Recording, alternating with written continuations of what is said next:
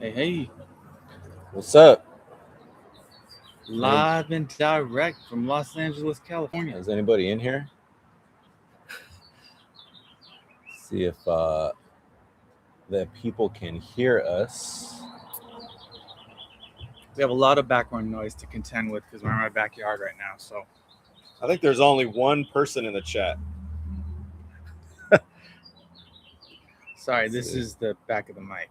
This isn't something crazy. We need someone to confirm they Amateur can hour over here. hear. Let us know if you can hear us, guys. Yeah, we'll take our time. Get Yeah. into it. I got texted by. I told you how the group of guys I play with at Pick Up Hoops. Yeah. We have a running text message thread. Every morning is like affirmations about having a great day, being warriors, getting Nice. to it. I wake up to that every morning. Here, I'm going to read the last one just because. Bring it. Keep in mind, this is a group of Grown men. grown brown and black men I like it. from Oakland. Here's the one I got this morning. Good morning, team. Fire emoji, sun emoji. It's Thursday and it's hot out here, which means we're bringing even more heat today. Capitalize. Fire emoji, fire emoji, fire emoji. No slowing down, no easing into it. We're coming in full speed, energy, and full focus.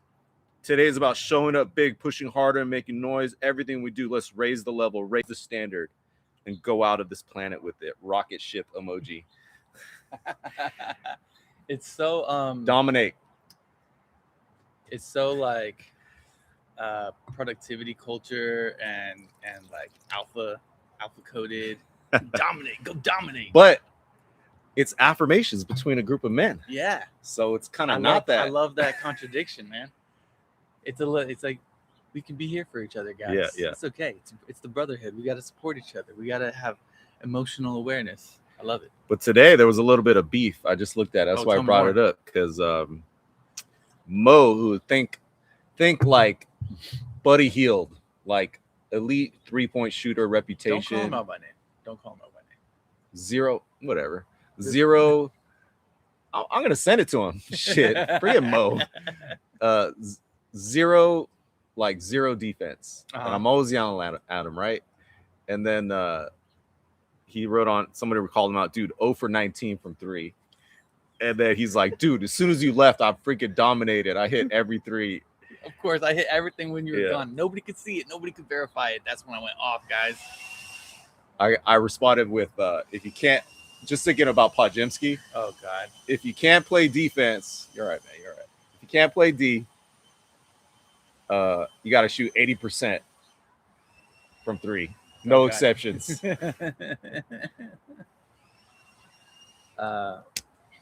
Yeah, once again, let us know because we have yard sounds we're competing with and traffic. It's usually much more quiet in my backyard, but of course, as soon as you try to record, we get crazy out here. So we shall see. Yeah, nobody's even watching, so we should just talk.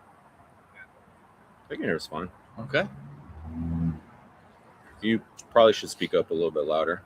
I will try to speak up louder. I will do as beckoned, as commanded. Okay, first of all, I am not a cigar guy. I have tried to smoke cigars a few times, and every time I try, it has been a disaster. Mm-hmm. I get a headache, but for some reason, I continue to try. And you've recently gotten into cigars, so you want to show me what's up? Oh yeah, I mean, This is an adult stream. Don't do this, kids. yeah, I don't know. Just light it, man. Just light it. Yeah. No, just bite it. It's for the look. I don't light it. Shout out to Will Smith.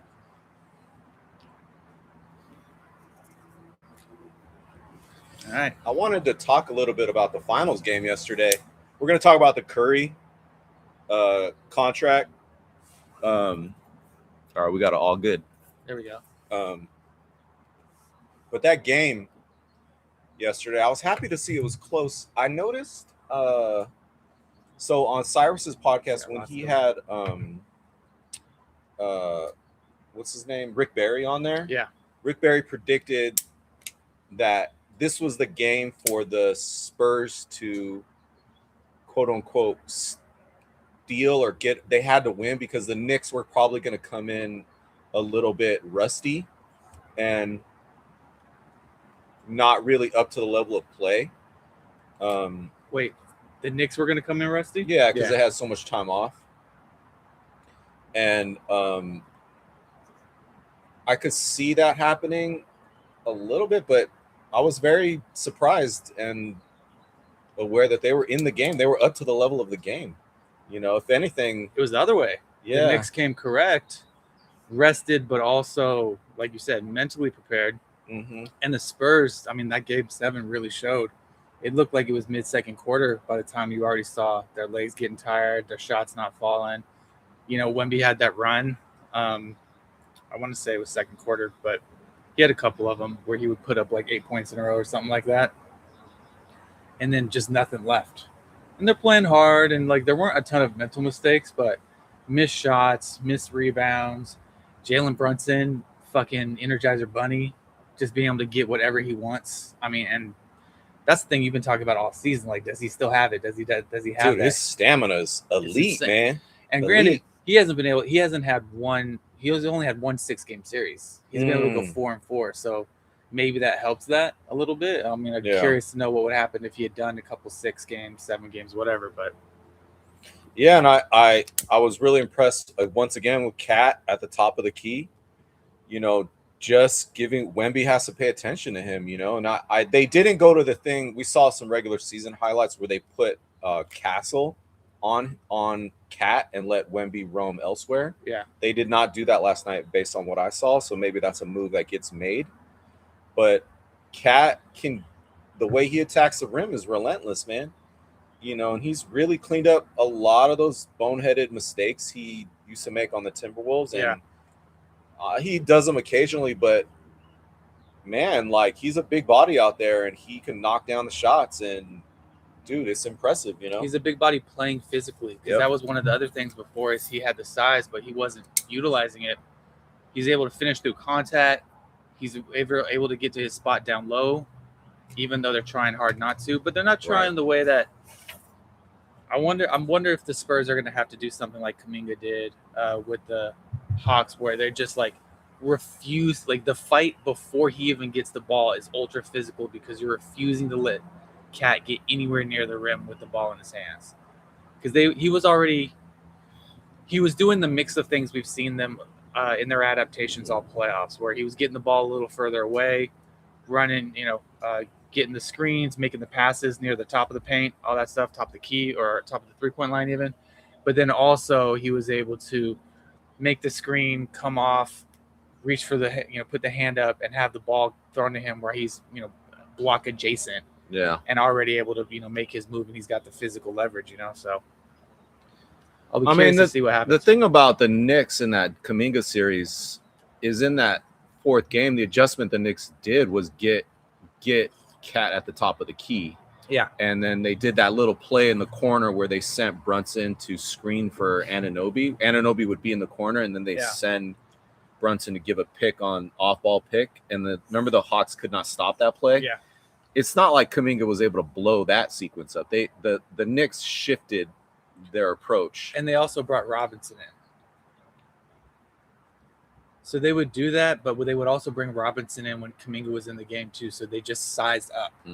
So even if Kuminga was there trying to disrupt that action or whatever, whoever else was on the other side, Gabe Vincent, fucking whatever, just had no shot of being able to do anything on the boards or physically impact the game in any way, Right. Sorry, lost mine.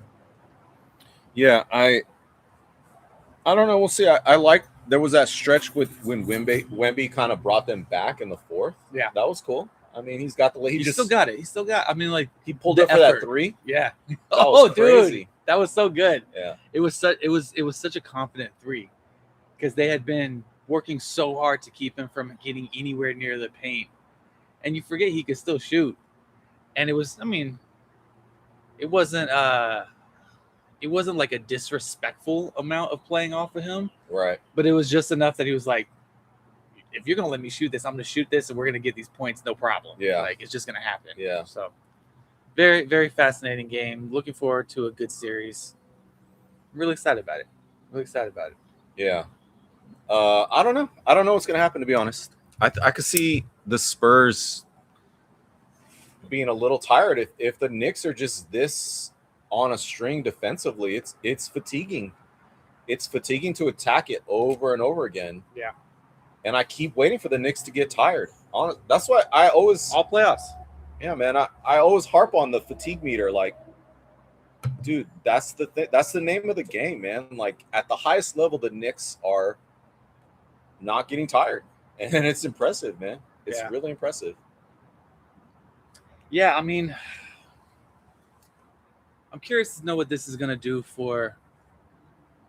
Okay, so there was the conversation about Becky Hammond saying you can't be a finals winning team with a small guy unless it's Steph Curry as your number one, right? Yeah. And everyone's like, oh, she's gonna have to eat her words, Jalen Brunson, and there may be some truth to that, but that's bullshit. if there's a second exception to that rule, the rule still stands. It's not an exception. Why do people refuse when they talk about individual players not understanding the combinations everybody that's on the court? Jalen Brunson is surrounded by a massive team. Like who's the shooting guard effectively? It's Hart. Yeah, Josh Hart. Like a wing. Yeah. So who's their small forward then? Is it Bridges? Yeah. Yeah. Well, I guess Bridges is their shooting guard, guard. But whatever. They're big everywhere. Yeah, they are. And then you're Anunoby and Cat or Robinson. Sometimes all three of them at the same time. Right. Yeah, if Steph Curry was the point guard of that team, they'd be a very competitive team. Like for sure. Although he would get injured. Tell me more. Because he's 39 years old. Well, yeah, no. Not 39-year-old Steph Curry. Yes, he'd still get injured. Well, especially with the Jalen Brunson level of usage, which is crazy because every time people are talking about, oh, we need somebody to help Steph, it still seems to be under the assumption that he's going to be a really high usage player versus the thing we've been arguing for years, which is no, Steph Curry's usage needs to go down dramatically, which is why we wanted Kuminga to take over so much of the offensive load, why you wanted Wiggins before Kuminga, but also with Kuminga to take over so much of that offensive load. That's what's so fucked about that whole conversation, man. Like it just goes in circles. Like there'll be a critique of Kerr is Armando says not a number one guy anymore. Is he really a top 10 guy? Good great stats, an entire offense, folks, to get him 28 points a game, and they're the fucking A seed. All right. But then that gets interpreted as like, no, Steph Curry's still a champion. He just needs to be like a number 2, number 3. Yeah, it's like, yes, that's what I'm saying. That's what we're saying. So we're in agreement. Yep, exactly.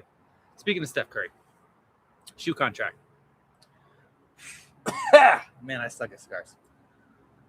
This was really interesting to me. We had talked in the past that he wasn't going to end up on a major brand. I think that made sense, especially with the delay in it. It felt like there was something either specific he was looking for in terms of what the business arrangement was. Well, because I see the smirk building. Either it's that or the money wasn't right, which I suspect the money was not right, despite whatever the claims are that he had offers for more money. Yeah. Or most importantly, people just didn't see that the popularity was there for it. I mean, let's be real. Curry's jersey sales always been incredibly high. His sneaker sales, not even close. And not only that, you don't see anybody else in the league wearing Currys. No. Kids wear Currys, but you don't see basketball players wear Currys. You see basketball players wearing Jordans all day. You see them if they have their, like KD's got his shoes and maybe some other people wear KD's. LeBron's got his. Some other people wear LeBron's. You see a lot of the like Antas, Kyrie's shoe is all over the place. A lot of people are into that. You still see a ton of just like, old Kobe's, old Jordans and all that stuff, right? Updated, of course, but you never, I can't think of a single other player that ever wore one of Curry's shoes. It was only Steph Curry. So if you're a big shoe company and you're thinking like, what is Steph Curry bringing? It's a I think it's a weird thing because Curry shoes have always been fucking hideous. You know, there are a couple that I think were okay in there, but for the most Right. part, they were just ugly shoes, and you could never. And they had Bible verses on them and stuff, so like they were very, very specific. Um, but you also wonder, like, is Curry a guy that sells shoes to adults? Right. Now, I mean, just not cool. Not cool. Honestly, it was like a performance thing. Like, are you really gonna wear Curry's under any other function unless you're like trying to be a shooter like Curry on a basketball court? What other situation Yeah. would you wear Curry shoes? well, they're definitely not shoes you would ever wear around. Yeah. Like I wear Jordans all the time. I wear them to work. I wear them out, but like you would never wear it. But would you wear them to a pickup game where you're trying to let your aesthetic signal that you are a hooper? You are good. Yeah, exactly. No. No, not at all. Yeah. In fact, it's funny because you were just talking about seeing some of these young guys out here and they'll be playing with Crocs and AirPods. Like that is a signal you see more often that like I'm such a hooper, like I don't have to try that hard. Right. You see that more than somebody coming in wearing Currys. Right. Totally. And I guess obviously I'm gonna tell you guys what's what with the whole thing, but I think we should spend a little time talking about the upside. I seen like it got posted on news on Reddit, and I know Cyrus was tweeting some of this, but like just glazing it, kind of like this is a big windfall, and see how amazing. Like this is kind of a little bit what I was talking about on the podcast the other day. Like you're either a hater or a supporter, which means like any news, anything in between, any news means you have to see the bright side of it. And obviously the whole ethos of Spreewell was right, is like, bro, you need to call it what it is. That doesn't mean you're a hater or a supporter. It just means you're saying what the situation is. Yeah. And so I saw a lot of the glazing is he signed $1 billion contract over 10 years. What a great business decision. He's going to be a billionaire. And he's making $400 million with incentives.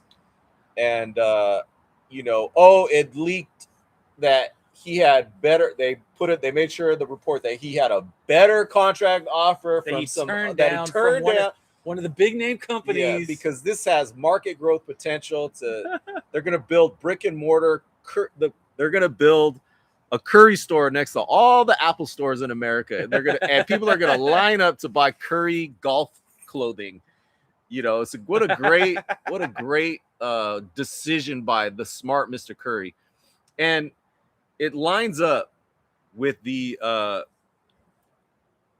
bubble boy light years narrative that these guys, Steph Curry and Steve Kerr, make all the right choices all the time. Like everything they do touches, it turns to gold. Yeah. You feel me? Yeah. So I think I just want to address the upside of it. The like what Curry does touches the gold is gold, and nothing these two men have done in the last 4 years is a bad decision. It's all because the ownership tried to do a two timeline thing, and they gave him the wrong roster. And it just, if only you could get out of the way of these decision making from these two men of men, geniuses. These two basketball savants. I mean, it feels it's like slightly different around the edges, but tonally it feels in line with the whole like, we were trying for a big name free agent and Giannis isn't interested, but we don't really care. It feels like it's in line with that stuff. We're in LA. What's up, Tracy?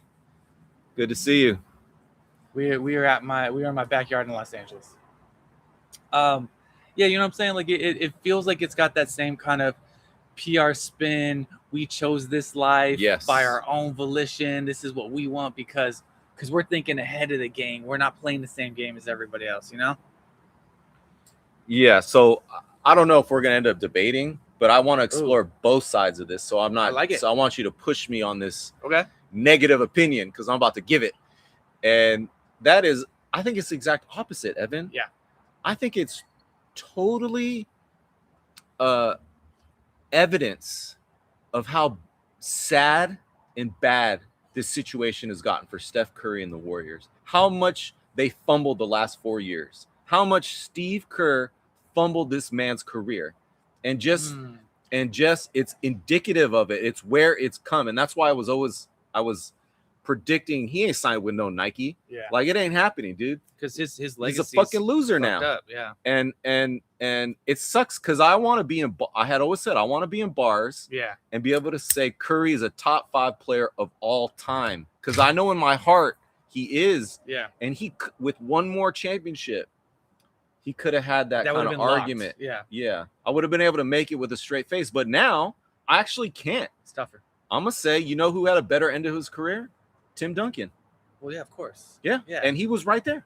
You know, he could have made that done shift. that. If he did the Tim Duncan move, he let somebody else take the lead. Yeah. Yep. And Duncan's legacy has not been tarnished 1%. If anything, it's been magnified by being able to Right. Totally. So what is the upside to the deal? Like, okay. What's the glass half full on this? So the glass half full of this is as follows. Curry has done a lot of work in recent years to look at life beyond basketball. Right. He's produced a major movie, an animated movie, the GOAT movie. He's produced a TV show.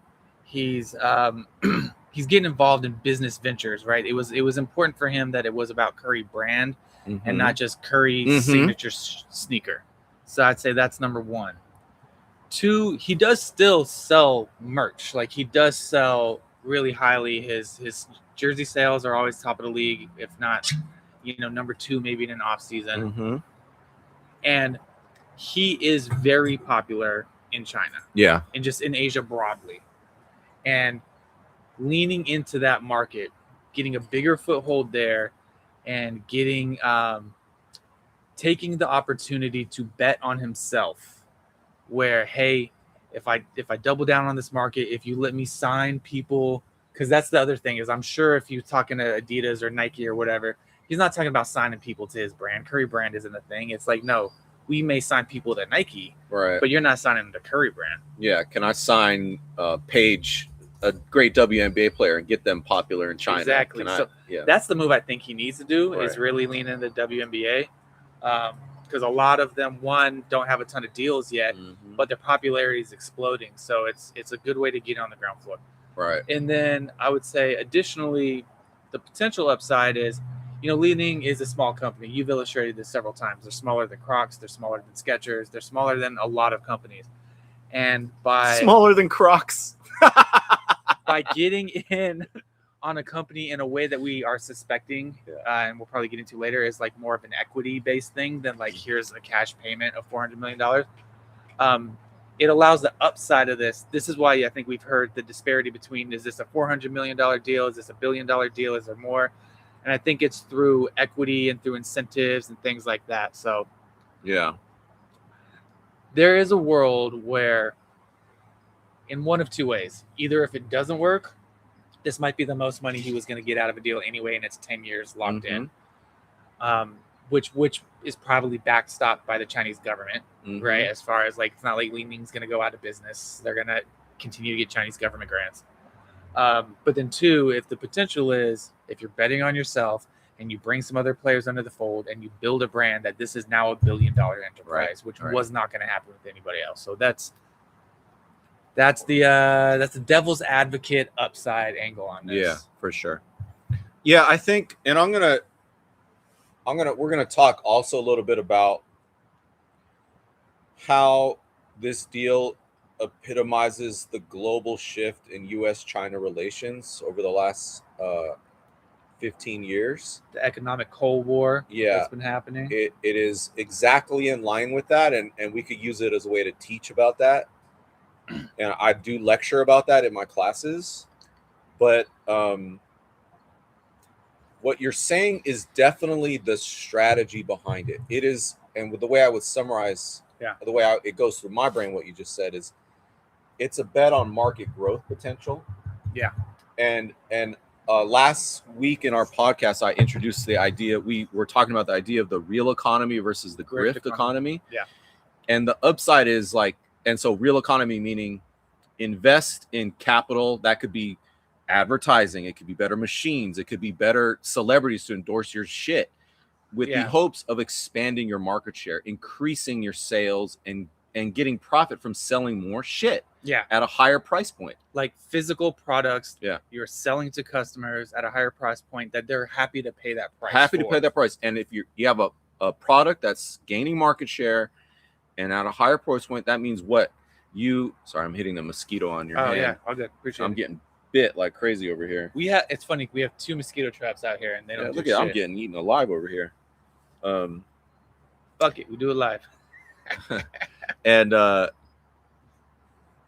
is supposed to be the beauty of capitalism. That's what makes capitalism a thing that helps more people. You have a product, it helps both owners and workers, because what do you do when you have a product that has a higher price point and people want to buy? You want to make more of it. And the way you make more of it is by hiring workers to make more of it. Yeah. And how do you hire workers? You have to raise wages to attract them from places they would otherwise be.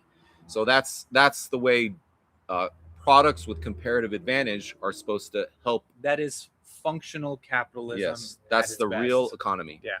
The grift economy is playing in the financial sector and owning intellectual property that benefits from more money chasing too few of those assets. Yes. And so you buy it at a lower price point, you see its value appreciate because there's more money circulating in society, and selling it at a higher price point and simply benefiting from the rise in an asset price. Not while maybe potentially lowering staff, lowering quality, changing, not investing in the best machines. Like, now that you got people hooked on the brand, on the IP, on the idea of it, it's like, cool, where can we cut the cost while we're raising the prices and playing those finance games?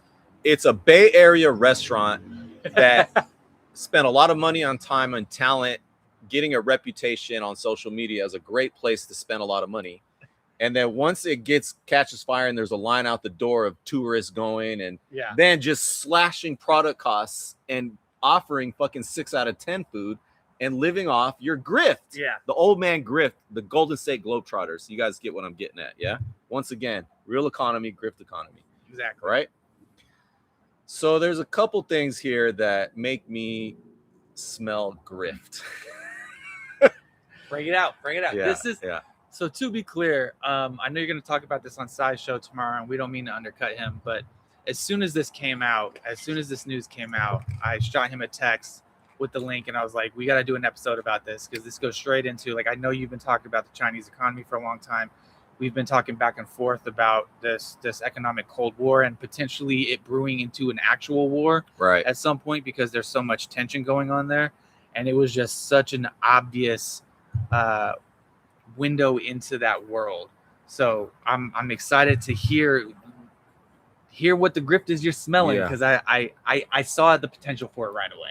So I'm very excited to get into this. I think it's hard. There's so many angles to this. It's hard to know where the starting point is. First thing I want to say is grift and real economy are always related. So in the report, when Steph Curry, look, all the reports are from Steph Curry's camp. There's no counterparty to this situation. There's nobody going to leak negative information. So everything's coming from the bright side of it.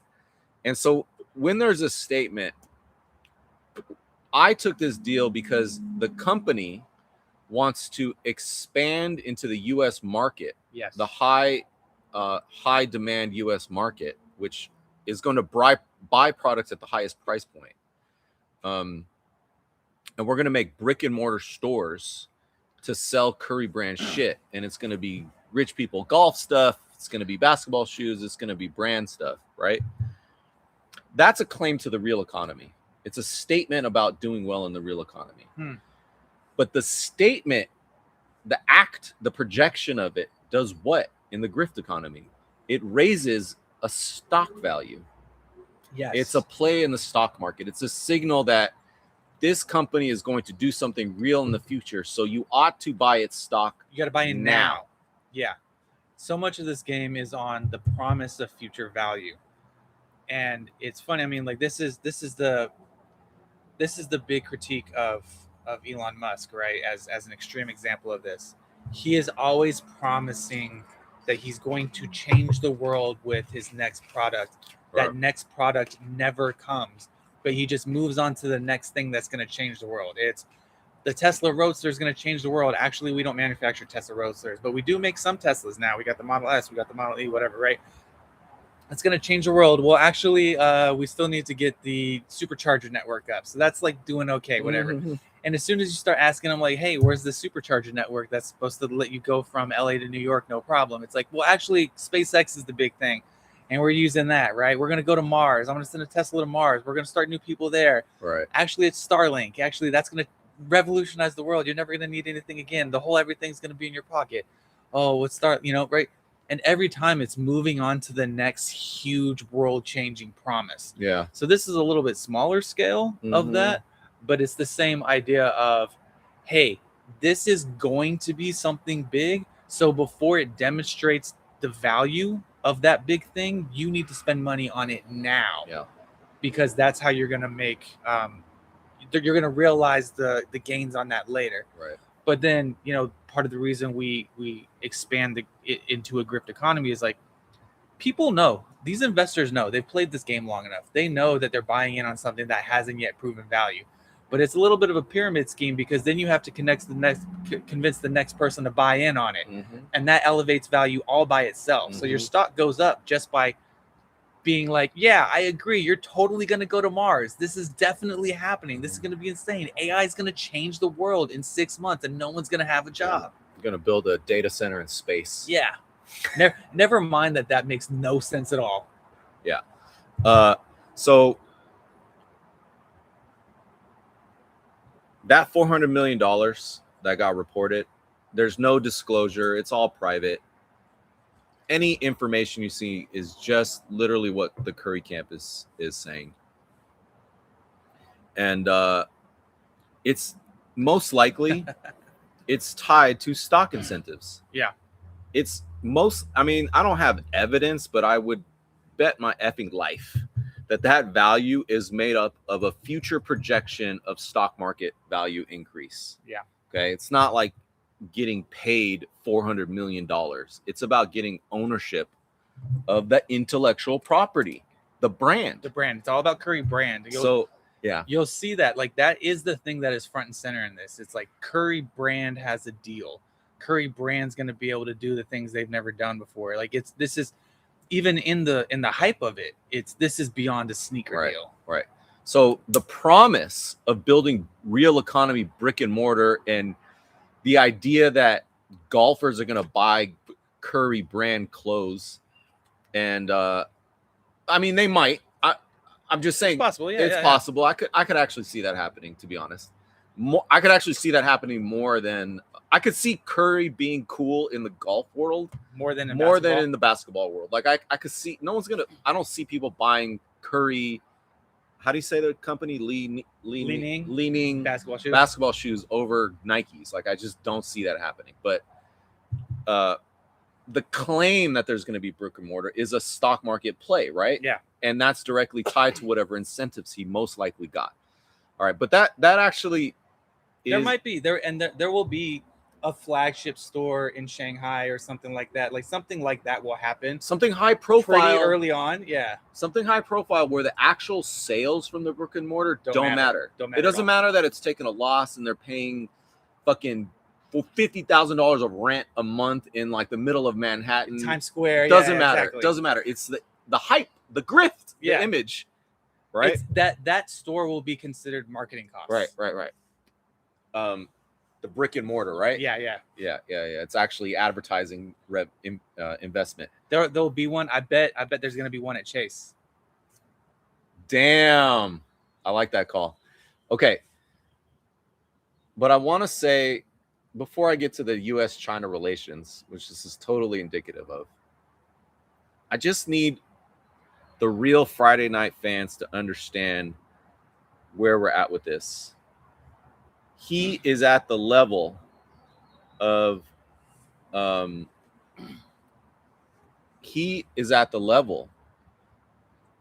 VanVleet. let me. I know you're gonna push back, but just think about this for a second. Yes. He's at the level of old man Griff Jimmy Butler, 36 years old. He's at the level of retired Dwayne Wade. 10 years retired Dwayne Wade. He's not at the level of DeBonza. Kyrie. Yeah, I mean, dude, yeah, even going lower, yeah. He's not at the level of Luka. Yeah. As I said, I was saying, dude got fired from Under Armour. Under Armour had a lifetime deal, and they said, you know what, this shit ain't working anymore. We're done with basketball. We're just not producing basketball shoes anymore. That's crazy. Because that's how you get out of that deal. Yeah. Is it's not just like, hey, we're getting rid of you, right? And we're continuing. Like, you have to say, and who knows if down the line they decide, hey, we're getting back into basketball. They may or may not, but that's how you get out of deal. Is we are ending our basketball department. Yeah, and this is why I'm harping on this shit, because it is indicative of the fumble the Golden State Globetrotters have done with this man's career. He's done legacy, with his own career. Yeah. We are at the point, especially with the rehiring of Steve Kerr. I was willing to give Steph. Listen, in this season, I was already critical of Steph. Yeah. I do think it was already too late for someone of your generational level of talent, of your ranking in the all-time charts, of whatever, to have not spoken up and say, this shit's not working. We need to do it differently. Mm-hmm. But to double down and let this offseason happen with an extension for Steve Kerr, there's no excuse. Like, Curry is fully on board. There's no autobiography that comes out later or biography that comes out later where it's like, hey, I just went along with it because I was no. Like, this is actively, I believed in it. This is actively you aren't a bystander in this. Mm-hmm. You are a prime mover in this discussion. Was that just joined by shades of cigars and the sunlight is elite? I appreciate you. But how's that cigar doing for you? I'm struggling through it, man. I suck with cigars. I'm not gonna lie. But I got put it down. It's all good. No. I'm trying to make it happen. I'm better with smaller ones. Yeah. I do have a smaller one I might try here to see how this goes, but whatever. It helps me to chew on it a little bit and get a little salvation on it. Oh, interesting. Yeah, I suck with it. That aside. Yeah. So let's get more into these grift indicators. What are you smelling? Well, so this is a company that's worth $4 billion total. Yeah, total, and that just means stock market cap valuation. Yes, that doesn't mean what it would be sold for if it was purchased. That doesn't mean how many sales revenue it generates. That don't mean shit.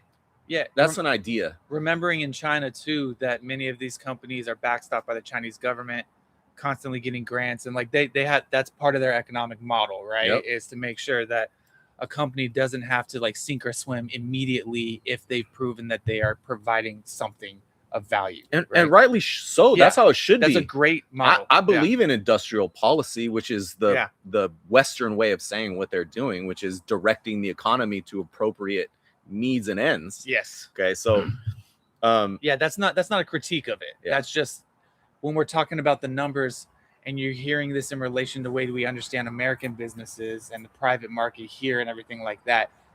Those things like that can get lost. Right. But you're talking about owning stock in a firm in the Chinese stock market. Yes. Not the U.S. stock market. Okay, this is a different ball game. And I just want to say that the Chinese financial industry, yes, not its real economy basis, which far outperforms the U.S. one. Okay, its finance is a laggard. It is way behind the U.S. financial sector, and so tell me more about that. The U.S.'s only export is its grift in the financial sector. Like, its only export is our financial products. Everything else we do is just a fucking excuse for playing in financial markets. Yeah. Everything else props that up now. Yes. It used to be the other way around, that the financial market was supposed to prop up real companies. That's right. That's right. The Chinese economy its enormous contribution to the world economy is through the real economy of producing goods and services. Okay. And the thing is that they're trying to do is become a player in the grift economy, because the grift economy is where the highest profits are. Okay. Okay. Now you're talking about this company specifically, or you're talking about China? And this company is a direct line of that for us to talk about that. Exactly. Shit. Great. Yeah. So the thing is, and here's where I start my lectures. I'm going to be as brief as possible. I lecture about this for hours in the economy. We don't have to be brief. That's what we do on Sprewell, right? Economy and Society class 120 at Berkeley. Next year, it's being taught on Friday. The 56 Sprewell was right subscribers, welcome to join me next semester, Fridays from 12 p.m. to 2 p.m. You're welcome to no 2 p.m. to 5 p.m. next 2 to 5. 2 to 5. Semester. You're welcome to come. Yeah, maybe we'll do a live Sprewell's right in class. Why not? It's starting to come together. We'll see. Yeah. This is the plan all along to get you guys to come to Berkeley lectures. You know what's funny about this is me and Evan got into an argument a little while back because he didn't want to talk about these broader issues on the basketball stuff. He wanted to do let's just focus on basketball, and then we'll do a separate show for that. And yeah, no, you were right. This is fun. Well, you might be. I think you're right that it's not going to get subscribers. It's not going to help us grow. That's true. That's fair. Like you were like that. People they want to know one thing or the other. What they're getting into, basketball or world economy stuff. But whatever. This is our niche. I don't care. I just want to talk to you. Yeah. I don't really care. I'm fine about what we're talking about. We got the 56 Ronin. We're here having a good time. Yeah. So, live reenactment of the joking.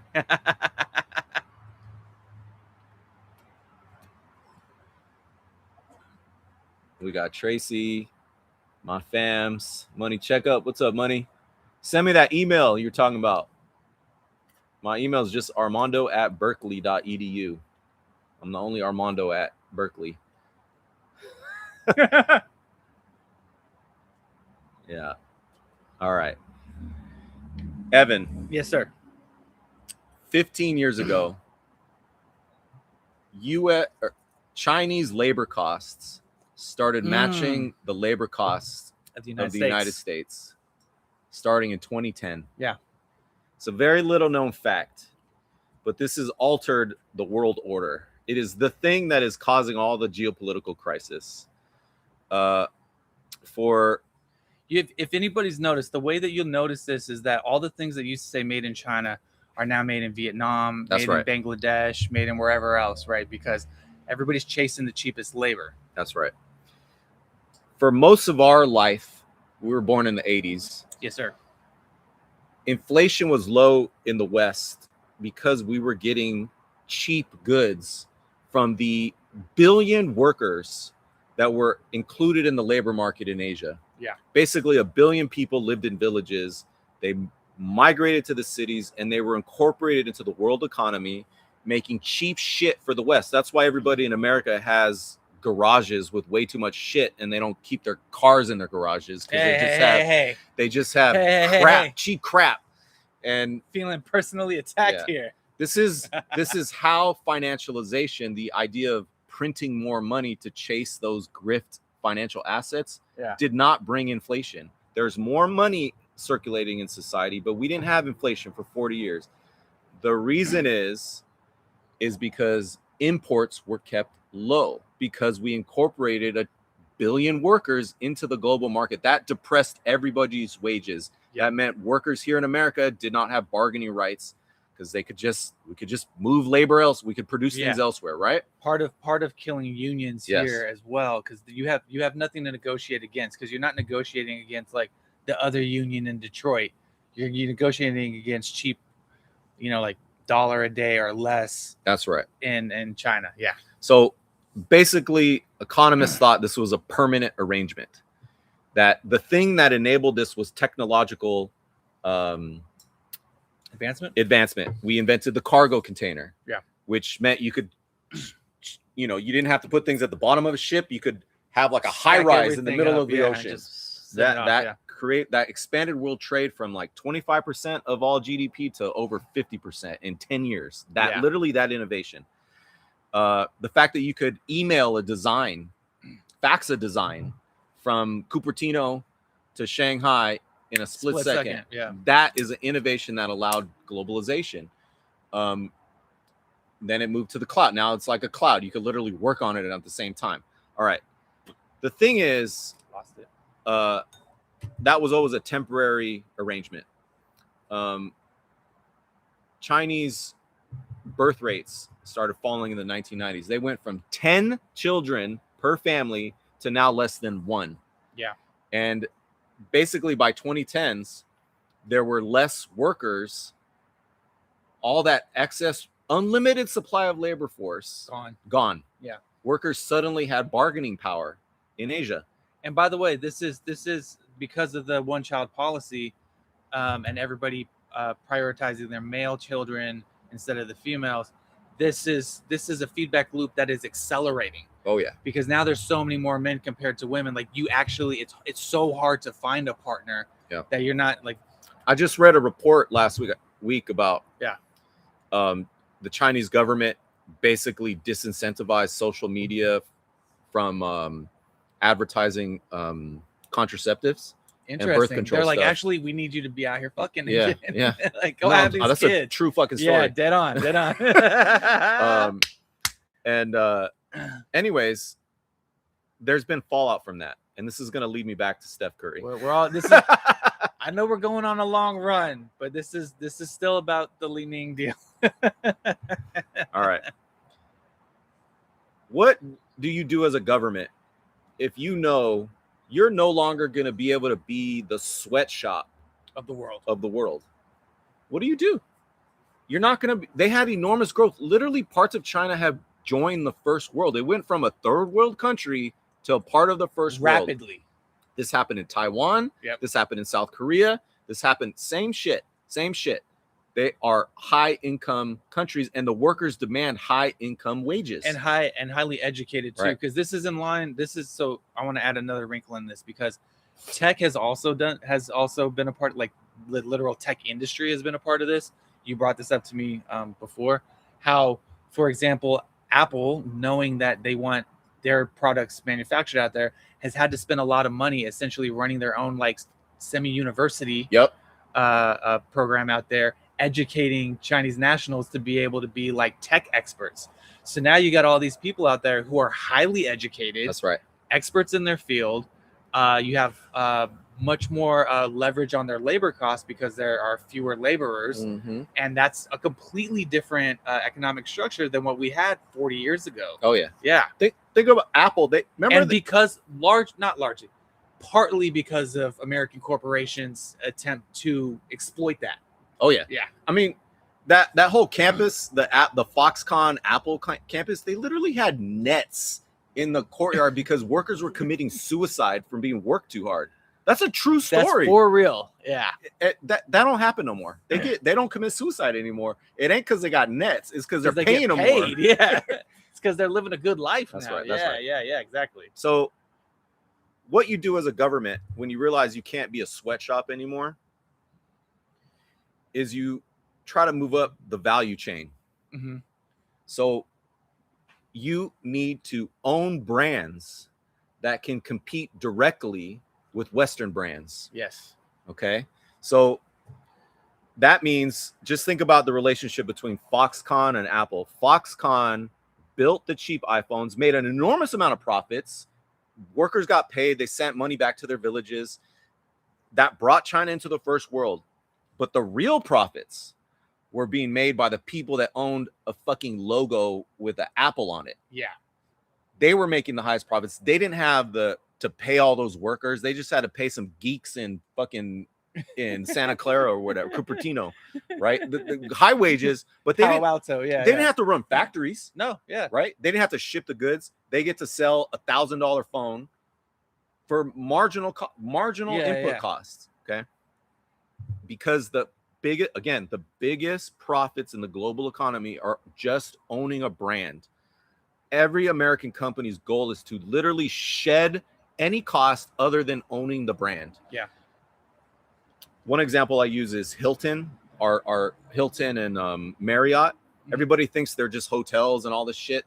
They're just franchises. Hilton has like fucking 4 employees. Yeah. They just own the brand and they lease out the brand to come to various franchise holders. That's the highest profit margin. That's not what it is. That's the point of the grift economy. Okay.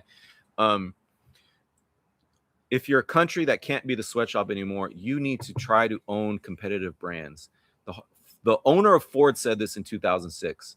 The hardest thing to do is the easiest thing to do is make a better car. The hardest thing to do is convince people, is have a better brand. Yeah. Okay. Something like that. I can't remember exactly. Okay. So are you going to make shoes?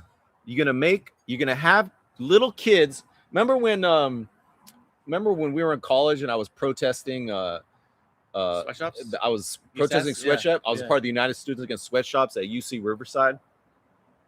And the goal was to get the UC brand to stop using fucking child labor to make, Cal Berkeley sweaters and shit. That was the whole goal in that. Okay. The thing is, the firms in China, they want to get out of the business of using child labor and excess labor to make cheap US shit and own the cool brands. And the way to own the cool brands is to generate hype. Yeah. To have cool people endorsing your shit.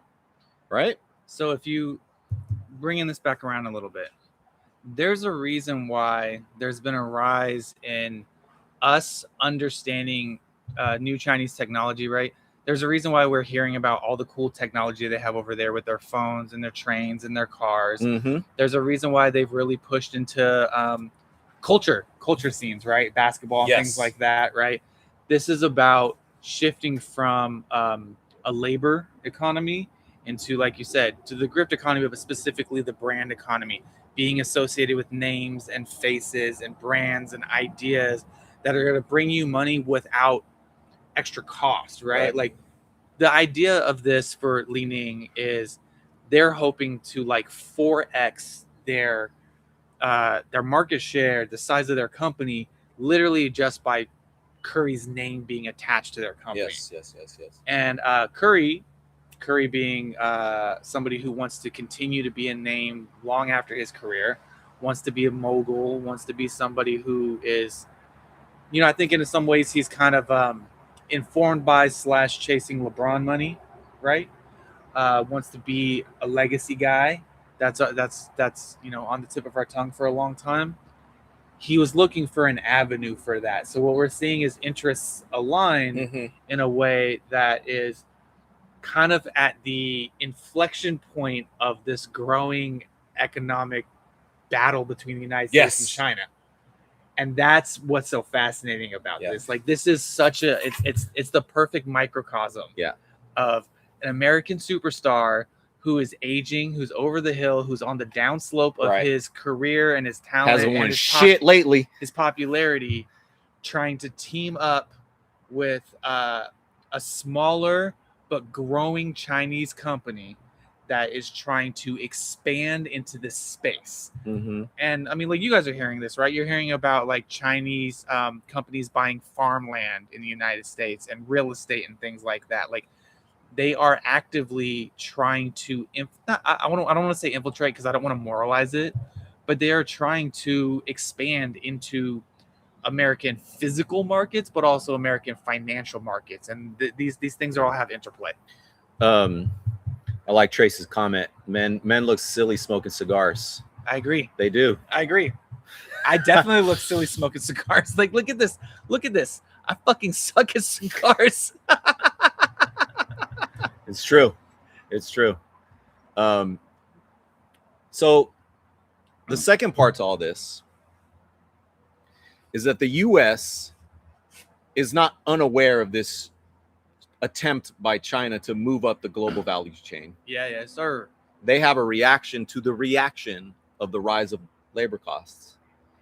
And the reaction was in 2018 under Donald Trump, and then later President Biden, and then Donald Trump after him, was to end 40 years of free market moralizing. Yeah. and institute protectionism. Protect American companies from legitimate competition. And that means that's when the tariffs started.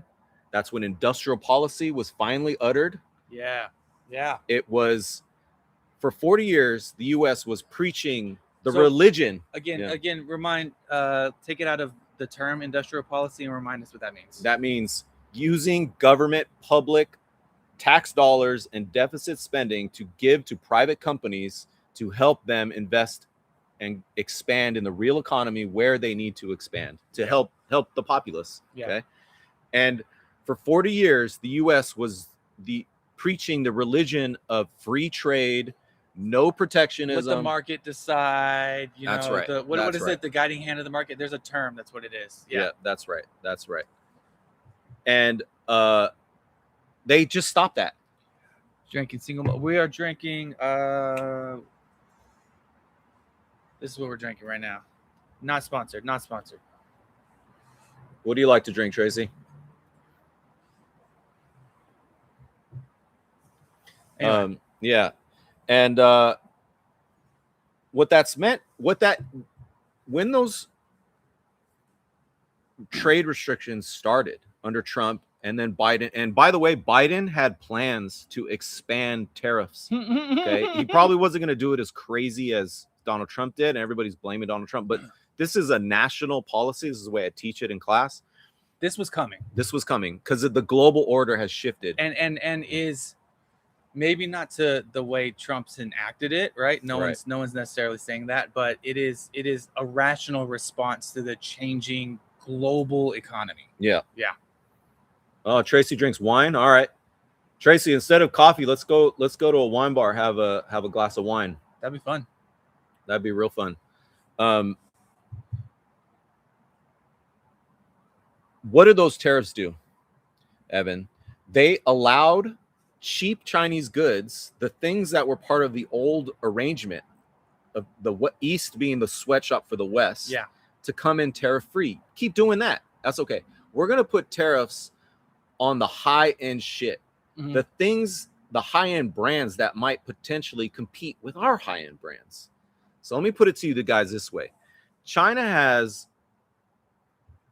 the equivalent of an iPhone that is just as good as the iPhones we buy, if not better. Yeah. They definitely have better electric cars. Yeah, the BYD cars are insane.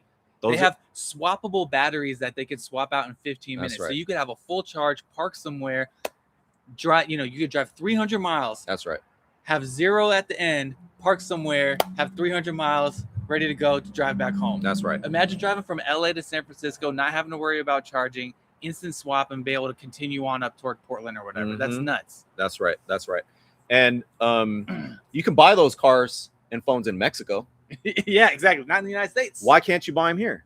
The reason is because those are the brands that threaten U.S. brands and the highest levels of the market. Okay. Yeah. And so now let's get back to the shoes. Tell me more. Nikes used to be made in China, right? They had to move elsewhere. Things are getting a little too expensive. Let's see what mine are right now. Yeah. Whatever. Go ahead. Keep going. Let's see if I can find They get made in Vietnam. Vietnam's a ton. The problem is Vietnamese labor costs are rising too. A lot of their India, where they get their rubber, where they get their input costs is all China anyways.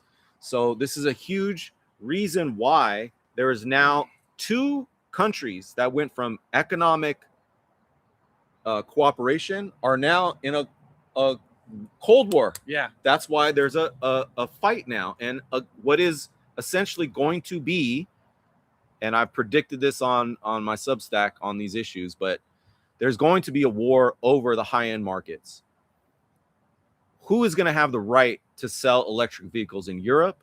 Who's going to have the right to sell iPhones in Mexico, in Brazil? That is going to require military intervention. That is the whole crux of what has gone from a unilateral world where the U.S. dominated to now we're in a bilateral world. It's China and the U.S. basically on the same par. And I want to make it very clear, and this is why what Curry has done is a gamble. We don't know the outcome to this. There's no Chinese products might actually fail.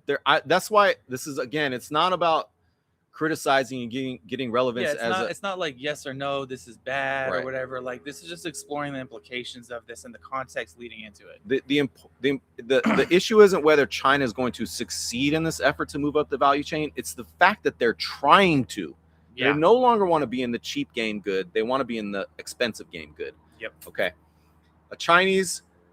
A really small Chinese shoe company that is basically smaller than Crocs. Okay, like that's the company. Like, that's wild. That's wild. That's When you crazy. think about Crocs, Yeah. and I know Crocs has grown over time. I'm gonna get into some Nike stuff a little bit later, Please, but keep going. No. I mean, well, so I do think there's another element to this, because Nike's being a little more risk averse right now. Yeah. So for those who aren't caught up on what's been going on in the sneaker game, Nike made a big gamble during the pandemic. I forget who it was. They had a new person that stepped in and had decided, hey, we want to have our sales go direct from consumers to us. mm-hmm. So where you used to find Nike everywhere in, your local Foot Locker or Shoe Palace, you would see them maybe at Macy's, Nordstrom. You'd see them at, even for a while they were on Amazon, and then they were off, and then now they're back on. They pushed their app, right? In the same way that I've argued that, like, every Hollywood studio needed their own streamer instead of being able to say, like, we're just going to license our stuff to Netflix or to Hulu or whatever. They needed their own stream. Everybody was trying to force their direct-to-consumer pipeline, and Nike's failed miserably. Mm-hmm. Nike tried to open a bunch of brick-and-mortar stores, so they said, you're only going to come to the Nike store. They wanted you to only be able to buy their shoes through their app. They didn't want they made their selection of things that were available at Foot Locker and Shoe Palace and all those things smaller, right? So, like, we are talking about literal space, physical space in the stores. The Nike used to be one half of the store, and then now it becomes a half of a wall and then a quarter of a wall. Interesting. I hadn't noticed that. Yeah, and so, but what happens? All these other companies have filled in that gap. Mm-hmm. On Clouds have jumped in. Adidas is taking more space. Anta's filled in the gap in some places and things like that. So, like, we're talking about this difference between space in the online market, but also, like, physical space in these stores. And when, like with many people, once people started going outside again, and they're going back to stores and they're shopping physically because everyone's dying to have, like, a physical interaction with a human being. And you go to a store, and now the thing that used to be the Nike wall is now this, and now you have this, now Reebok is kind of coming back, and now you got the On Clouds here, and you're like, oh, what's going on with that? And now you see this Anta thing, and you're like, what's this Anta? And there's Kyrie Irving there and all that stuff. Nike's market cap has taken a huge hit, and they're still suffering from that. They're still trying to claw that back. Really? Yeah. So with that being a little bit of the context with this, if you're talking about, is Steph Curry the right guy for us to bring that back? Steph Curry, who's never sold shoes to adults. Steph Curry, who's never sold shoes to real hoopers. Steph Curry, who doesn't have another player in the league wearing his shoes. Curry does not have a lot of leverage in that game. No. So, again, we go back to this kind of like, how much of this is your choice, and how much is this you trying to pitch us your lemons is lemonade? Yeah, totally. And it's both. It's both. It is both. Yeah. So what you have, it's not that it's one or the other. I am saying, how much of it is this? Yeah. Like, it's we're on a spectrum here. You have an intellectual property, which is the Curry brand, that is not going to make it in the coolest market in America. Okay, because Kyrie's are comfy. What's up, Sharia? Sharia. I'm sorry, I messed it up. What? Well, I'm fucking up. I'm drunk. Sharia. Yeah. Sorry. Yeah. Good to see you, Sharia. And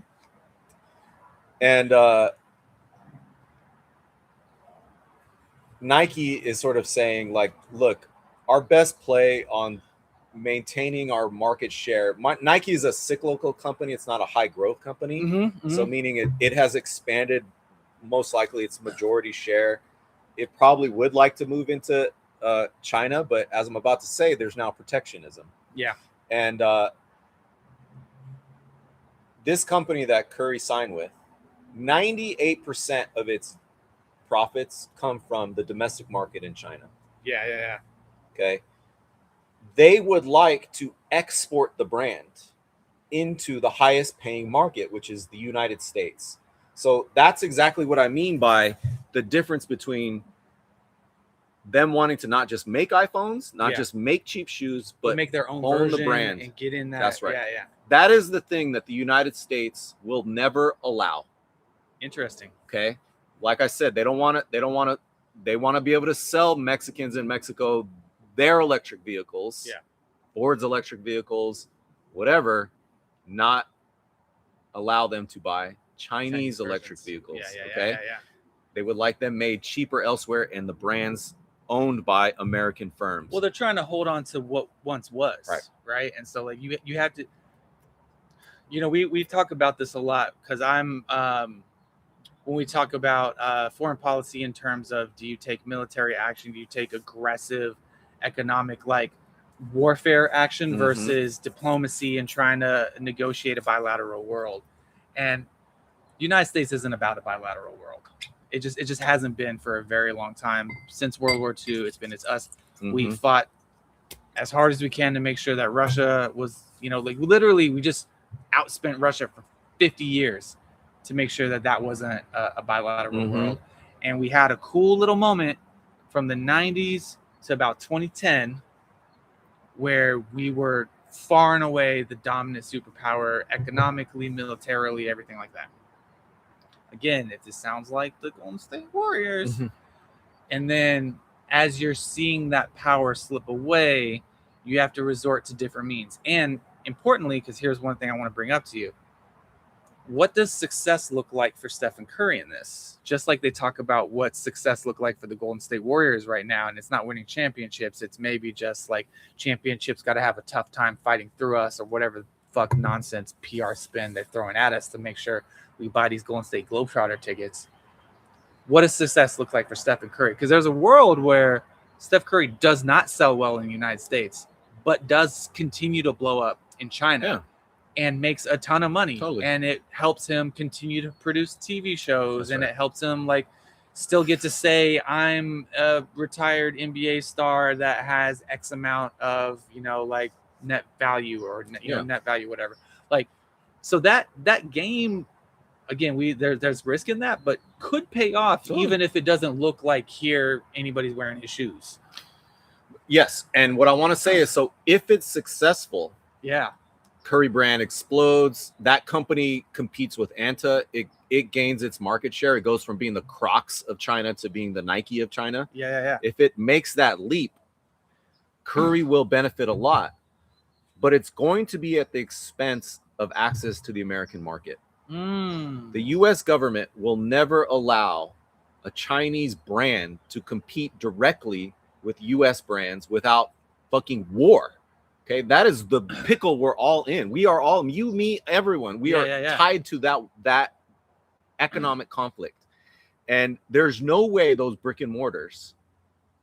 I mean, there's no way there's a ton of Curry brand brick and mortars in the United States. That's not going to happen. And it's not because of it is in part because Curry ain't that popular, which is the level that we're talking about in the NBA view. Like, he's not cool. Like, he's not Kobe cool, Jordan cool, where he can keep selling shit even though he's retired. We're talking about cool on that scale. It's not like, is he a cool enough guy? Literally, like him? What I'm trying to explain is that the U.S. government's reaction to the Chinese government's reaction to the reaction of labor costs growing in China is to prevent competition at the highest level for their brands. Indeed. Okay, so Curry is now mixed in with this and now has tied his fate to China's economy competing over U.S. brands.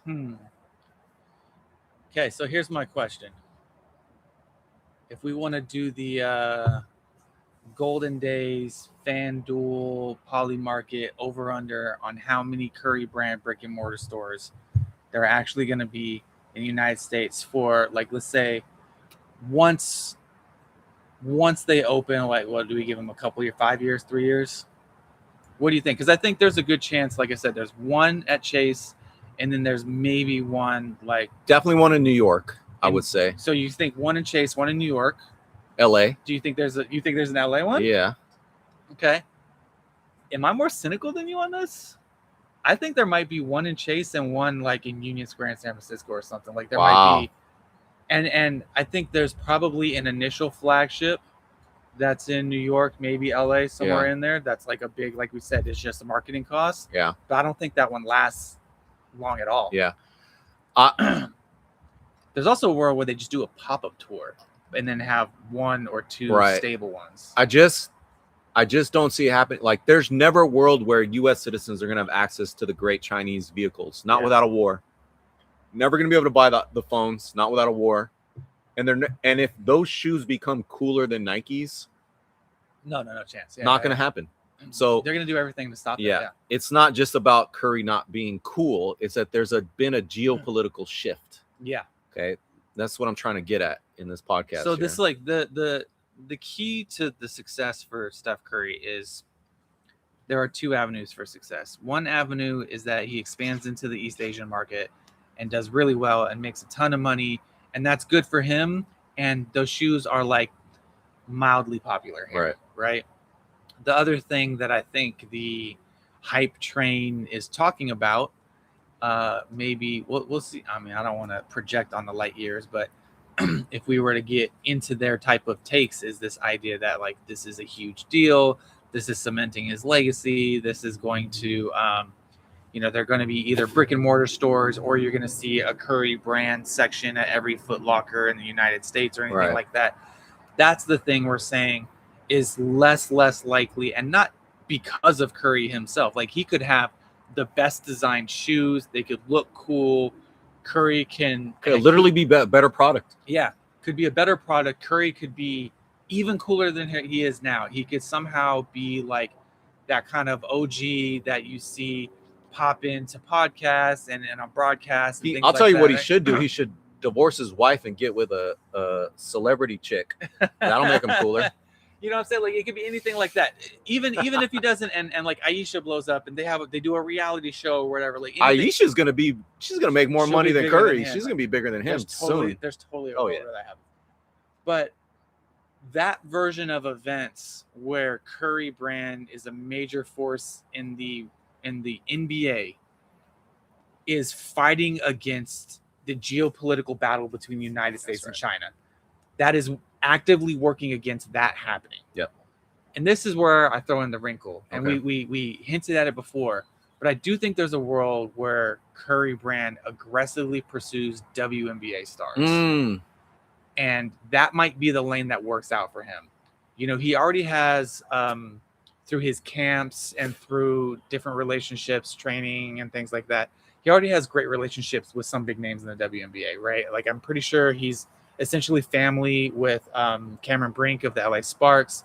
He has trained and has a good relationship with AZ Fudd, who was the #1 pick this last year and is now on the Dallas, I forget what their name is, whatever. But Paige Becker's team in Dallas. And there is a very, very real chance that the WNBA is expanding in popularity, but still not being taken super seriously by a lot of the like male dominated finance bros, the NBA, all that stuff. They all just got pay raises this season. So now they're actually earning millions of dollars, and they have more eyes on, they have different network deals and all that stuff. They have more eyes on the sport than ever. So there are going to be more players in the WNBA that are going to be open for endorsements and for sponsorships than have ever happened. If I'm Curry, I think you dive into the WNBA. You get because they're also going to be the ones who are going to be more willing to jump on Curry brand and see it as a way to elevate their personal brand. Like, Steph Curry is, coolness aside, whatever we're saying about his coolness with regardness to real hoopers and men and all that stuff, right? Like, he is regarded as like an OG, as an all-time great, as one of these guys that people who play basketball, who want to be good at basketball, like, do look up to. Like, that is real. There's no Caitlin Clark without Steph Curry. That just is the case. Right. And many others, right? But like, I say that because she's the talking point for so many fucking people. So I think if Curry gets aggressive in the WNBA market, it's actually his best chance of getting the East Asian market and getting a good foothold in the United States in a way that can kind of circumvent this U.S. China trade war. Yeah. I think that's his lane, and I hope he takes it. Well, let me riff off that a little bit. Let's do it. I see what you're saying, but that was you're making me think about something I haven't brought up yet, which is Europe. I appreciate you watching the Valkyries. I'm gonna watch the game when we're done. So yeah, it's an acceptable reason to leave us. Go on and have fun. Yeah, Evan's been watching Valkyries hard. Oh, I watch every game. I'm on it. I got WNBA League Pass. I'm in it. Oh yeah, Tracy says Curry could sponsor the Masters tournament. That's true. Yeah, we'll see. Nike has a big hold in golf. There's also, you got Titleist, you got whatever. I do think it would be harder for him to get in there. I also think in some ways golf as an organization, as a culture, despite the massive Saudi money buyout that happened and then all that drama. I don't know if you're caught up on that.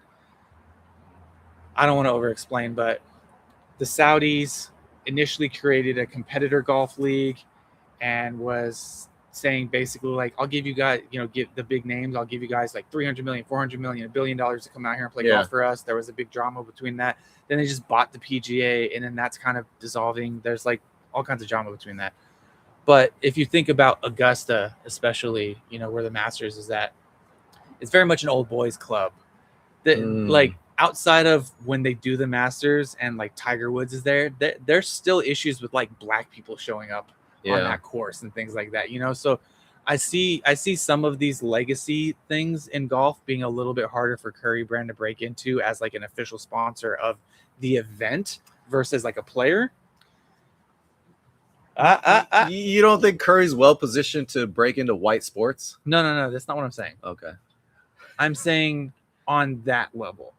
I do think with players, yes. I think you could see several golfers that could be Curry Brand golfers that show up at the Masters. Yeah. I don't see the Masters being brought to you by Curry Brand or having a Curry Brand. Right. Like maybe if they have their banner up with 20 different sponsors and they're on that banner as one of those, that's one thing. But I mean, as like a main title sponsor of an event, I don't see that. Like those things go to like Rolex and things like that. All right. Well, again, I want to say, even if it becomes cool, maybe I think we're in agreement. It's not going to become cool in the basketball world, but Kate Chen's great, by the way. Sorry, I know. No, it's all good. We got some talk about Caitlin Chen. Caitlin Chen. Okay, so quick Valkyries talk.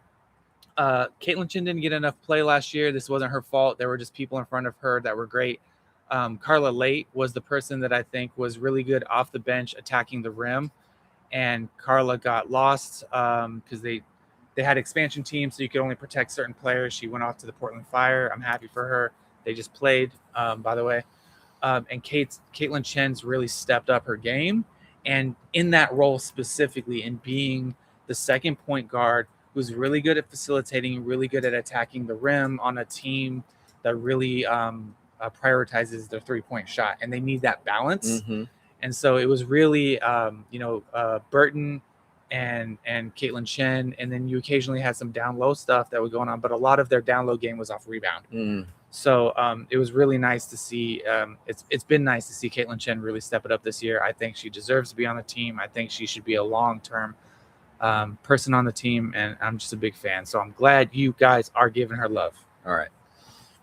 Sorry. No. I just want to say, getting WNBA stars, being cool in that market, being cool in golf markets. Yes. That's all on the table, but it's going to run up against this geopolitical battle, which is not allowing cool brands, Chinese brands, to do well in U.S. markets. So what I want to say is, look out for the brick and mortar, Curry brick and mortars in Europe. Yes. In the Middle East. Great point. In Africa. In Brazil, that's where, but not in the United States. Not in the United States. So great point. In Canada, those they'll are be where in Dubai. They'll be in Toronto. That's where this. If I were them, if I'm a businessman, that's where I would go, because this just isn't. This is right in line with what I've been saying. Yeah. Which is China's effort to compete directly with U.S. brands. Yeah. Fuck. That's excellent. That's so a good point. Maybe we get a Chase Center, Times Square brick and mortar. but we're definitely getting a Dubai Yeah. brick and mortar. No joke, my over-under on Curry brand brick and mortars in the United States is 3.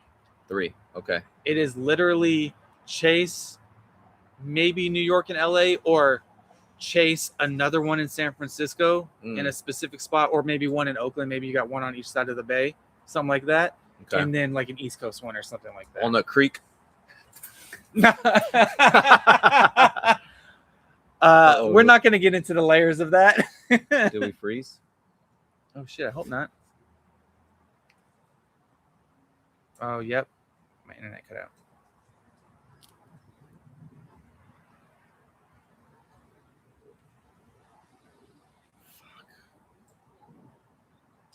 Don't worry about it, man. That's all right. It's all good. Go Spectrum.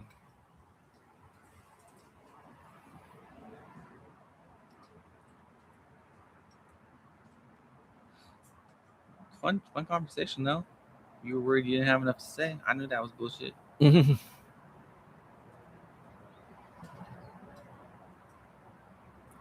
Oh, maybe my computer froze.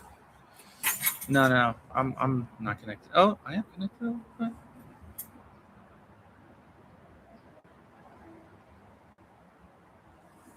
There we go. Are we on? Yeah, we're on. Are we up? Yeah. I think my internet kicked out for a bit. My bad. Do you guys have us listening? Are we on? Back? Can someone give us a thumbs up?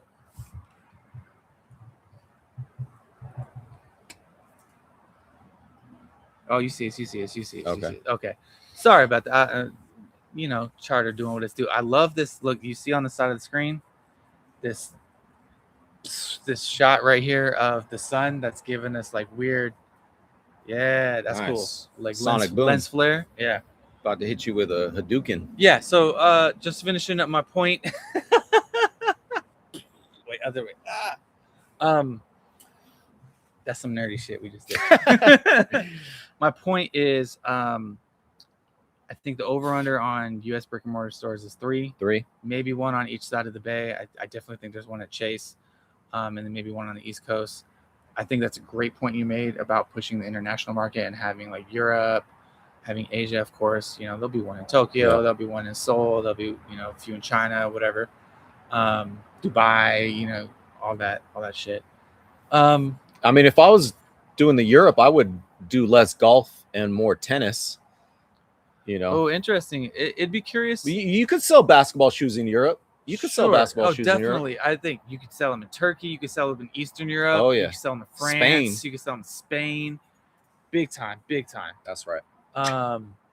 Yeah, I'd be curious to know. I think if Curry can get one, okay, so here's the key to this. I think if he could get 1 or 2 key NBA players signed that are young and have a career, what actually, I'm gonna give you this. Would be a great reputation rehab move is to try to sign Kuminga. I don't think it's gonna happen. I would switch my fiddle in a second. Oh man, Kuminga's. If Kuminga had a signature Curry brand shoe, that would be. You know how quickly I'd be like, Steph Curry's the best guy of all time. Dude. You know what? I'm in support. Kuminga would be the greatest. What's it called? Li Ning. Yeah, Li Ning. Li Ning ambassador to Africa you could possibly want. I agree. It would be a huge move. There's so much money in that. There's so many young, educated, wealthy Africans, like cosmopolitan society. Dive into that market. They are all over the world. They're in Europe. They're in the U.S. United States. They're in the South. Right. They're in the West Coast. Totally sign Kuminga, and literally King of Zamunda incoming, man. King of Zamunda. Come on, I'm waiting for it. I almost made a very inappropriate joke, but anyway, yes. So I think if Curry signs a few young players, and I agree, because if we're talking about he should push international in the way that the Valkyries are an incredibly international team, in the way that Steve Kerr, I think Steve Kerr likes to fancy himself a guy that values international play. I don't think he actually does, but you know, he kind of talk like he talks like he's from that like Popovich kind of lineage of all that, you know. Kurt talks like he's king of the suburbs. But yeah, push the international, get Kaminga so you can capture the African market. You're a Chinese company, so you're gonna get the Chinese market, and then really work hard on the WNBA. I think that's Curry's best shot of having a real. And look, to be clear, Kobe Bryant post NBA really leaned into women's basketball, and there are almost more women than men players that are playing right now who have had contact with Bryant through camps and through mentorship and things like that, who fucking love him, and his legacy is really carrying on in the WNBA in a way that I think a lot of like just like men are missing. Mm-hmm. And if Curry can do that, I really think that's his best chance, because I don't think there's realistically, I don't think there's a world where he's signing superstars in the NBA to Curry brand, and like that's going well. Dude, DeBonsa has a logo already. Yeah, like he was being interviewed with his logo on his fucking hat. What are we talking about? and I say that not shitting on him, but I'm just saying, like, how many NBA players do you see wearing Way of Wade shoes? Like, it's out there, but it's not huge, and there's no big names. So if he attacks the WNBA, if he gets a few key, probably international NBA stars on board, young guys that have good potential, but like can expand into their markets the way that Kaminga can, and then does really well in East Asia, then I think this could be a massive success for him, despite the U.S.-China trade war. Yeah, I mean, so look at Canada. Yeah, Canada said it's gonna become a market for China. Yeah, basically is what they say. Totally we're not going to be a market for U.S. brands anymore. Like it's a China game. Like it's a repositioning of the bilateral world. Europe is like in the middle. Yeah, they're kind of holding on. Yeah. They don't know which way to go. That's why it's a little conflictual. Like, are we doing the U.S. brand thing, or are we doing the Chinese brand thing? Indeed. Volvo is really struggling against Chinese electric vehicles right now. Like it is a real battle about who has the market share. So I just want to add also that one more thing to this. To this. The way I've been talking about this is as if the global economy continues on its current trajectory. Sure. Good point. The thing that is going to happen in the next year, and I do lecture about this, and I do write about this, but there's going to be another financial crisis. Yeah. And then I started this podcast by saying the thing that makes America great, not in a moral way, in an economic sense, is its financial exports. And China is incredibly dependent on what are called U.S. financial safe assets. So the U.S. produces debt. Every time you and I use our credit cards to give Cyrus $5, and we're taking out credit card loans to do that on, super chats or whatever. Yeah. That is an asset that gets used in the global economy to create more money abroad. It gets sold over and over again. Now, every time you have a credit card, that debt gets repackaged and used as collateral in international markets. Okay. I know that's a little complicated, but basically U.S. debt is the thing that makes the world economy go. It's how China makes more money. You buy U.S. debt, you use that debt as a Chinese bank to issue more loans in your domestic market. Okay. So when there's a financial crisis, and financial crises are cyclical, I'm not going to go into that right now. Just take me at my word right now. They are a feature of our system, not a bug. We've had 4 in the last 40 years. We're about to have a 5th. 1987, savings and loans crisis. 2001, dot-com bubble. 2008, the mortgage crisis. We're about to have another one. So when that happens, what are the brands left standing?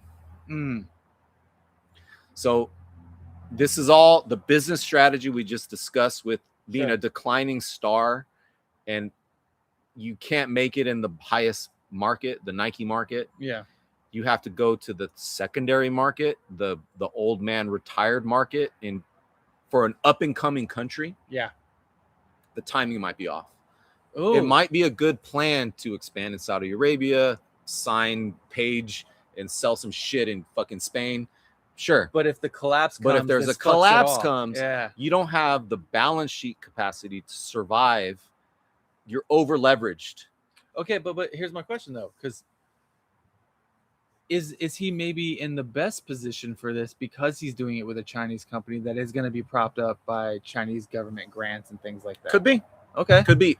And this is It's an outstanding question. It's an outstanding question. It's a game we don't know. And anybody who tells you who's going to survive the next financial crisis, if China's going to come out on top or the U.S. is going to come out on top, nobody knows. It's nobody knows. Okay. And he has put his lot with China. But and I don't want to overstate this. I'm not saying Curry's going to become bankrupt or he's losing. He's going to be fine. He's losing at life. We're talking about a multi-millionaire. Like Curry is winning at life. Like, yeah, he's made the best possible decision for a declining star who's not really that cool and who put his lot with a fake dad to like who's bad at his job, and he prevented himself from being cool because he associated himself with this guy that doesn't know basketball. I'm talking about Steve Kerr. Steve Kerr, yeah. But he's going to be fine. Yeah. He's going to be fine because he's made a lot of money and he has this contract. Like, they're going to make him whole. Sure. They're going to make him whole. Sure, they're going to make him whole. He's probably going to continue in Hollywood. Like, there are people who still are trying to get meetings with him for the next thing and the next thing. Right? What I'm doing is comparing Kobe to like the Jordan brand. Okay, so here's comparing Curry to the Jordan brand. So here's what I think is an interesting comparison. Allen Iverson. Allen Iverson, the coolest person ever in the history of the NBA. Like, I would say cooler than Jordan. Like, Jordan beat him to it, and Jordan was established by then. But Jordan, as a cultural personality, nobody was cooler than Allen Iverson. Allen Iverson has a lifetime contract with Reebok. Allen Iverson, if you re-release Iversons today, people are scooping them up. Right. 20-year-old Iversons and all that stuff, right? And he hasn't even tried to sign anybody or do anything like that, right? So if you look at that version of cultural cachet versus what Curry has, it's not comparable. Right. But the business thing that he's trying to create is like essentially trying to create a similar output without having the cultural cachet. Yes. Yeah. Yeah. Yeah, exactly.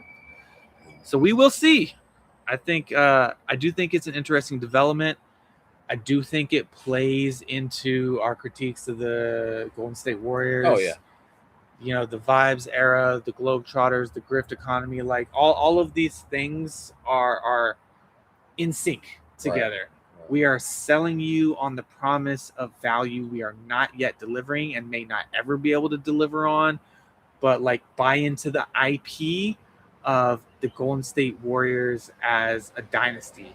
And like that should be enough to carry us into the future and for you to spend your money. It's really important for the Golden State Globetrotters brand. Their only purchase on being cool is their championship culture. Yeah. Like that's why Kerr and Curry and Draymond now constantly go back. Draymond is pushed. I've talked about Draymond's podcast in this exact same way.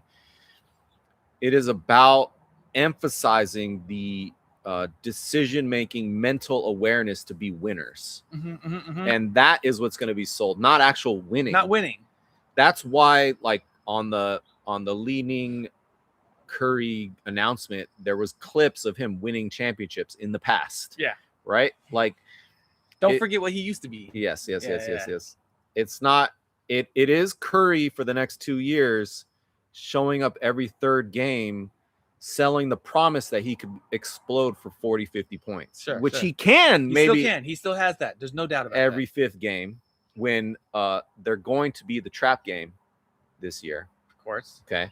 And teams are going to rest against the Warriors. And if I'm still on Cyrus in the fall, which I'm not sure I will be because I'm schedule changing, taking on some load. And I'm a little bit bored with the Warriors grift. To be honest, I've said what I need to say. Like, the predictions have come true. There's not much more.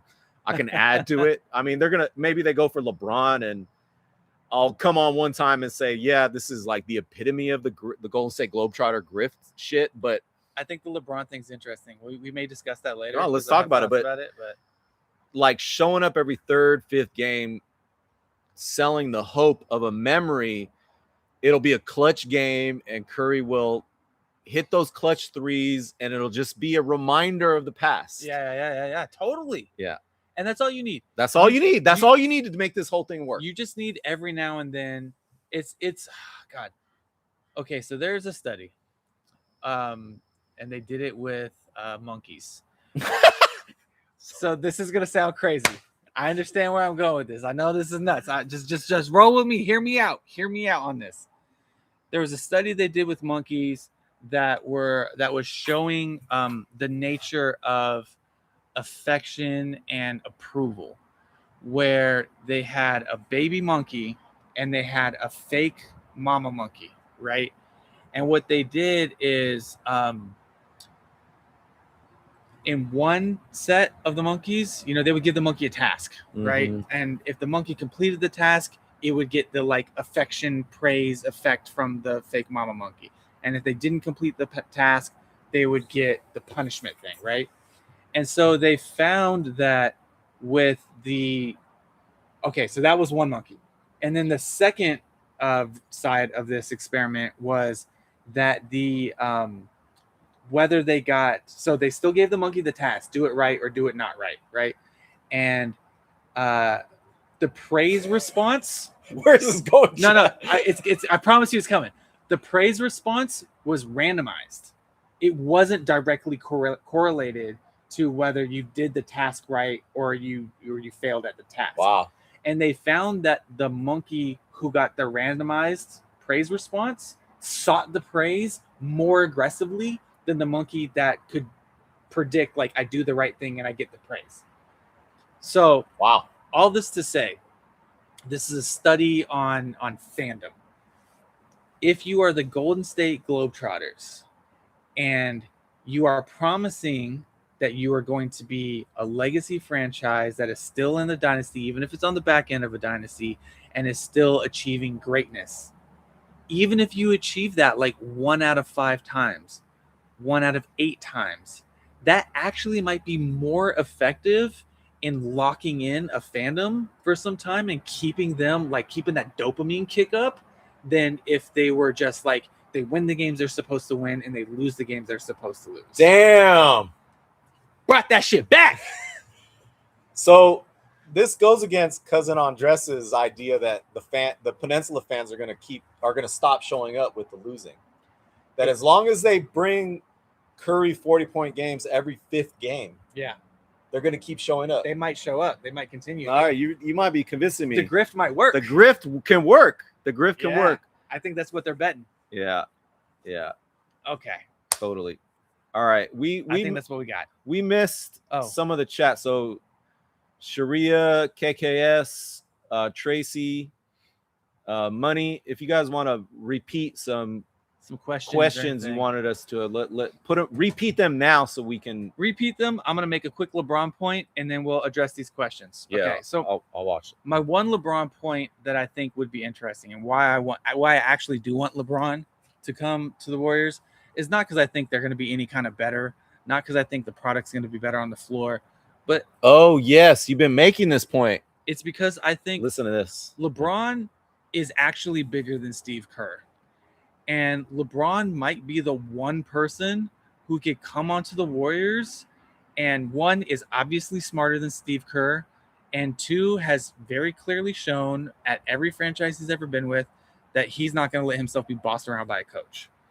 So there's a world where the interesting narrative of a 2026-2027 season of the Golden State Globetrotters with LeBron James on the team is that we get an Emperor has no clothes moment with Steve Kerr where, there's actually a little bit of discord and the whole media, everybody getting, look, people will kind of try to attack LeBron, but he's a person that could rise above that. But I can see the scene where LeBron's like, no, Steve, you're fucking dumb. We can't do things that way. and he can't be challenged because he's LeBron fucking James. So in the way that we're mad at Curry for kind of just following along and being on board, the way that we're a little mad at Draymond because he felt like he was going to get kicked off to the team after he punched Jordan Poole but got saved by Steve Kerr, so now he can't really talk out loud about him and all that stuff. LeBron's not that guy. LeBron can say and do whatever the fuck he wants.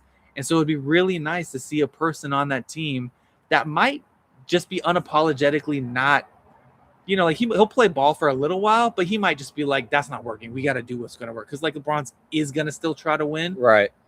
And that conflict, I think, might be the most interesting thing to happen to the Warriors in like 5 years. All right. I totally disagree. I finally have heard this and I totally disagree. Now you're like, fuck it. Yeah. I was open to it.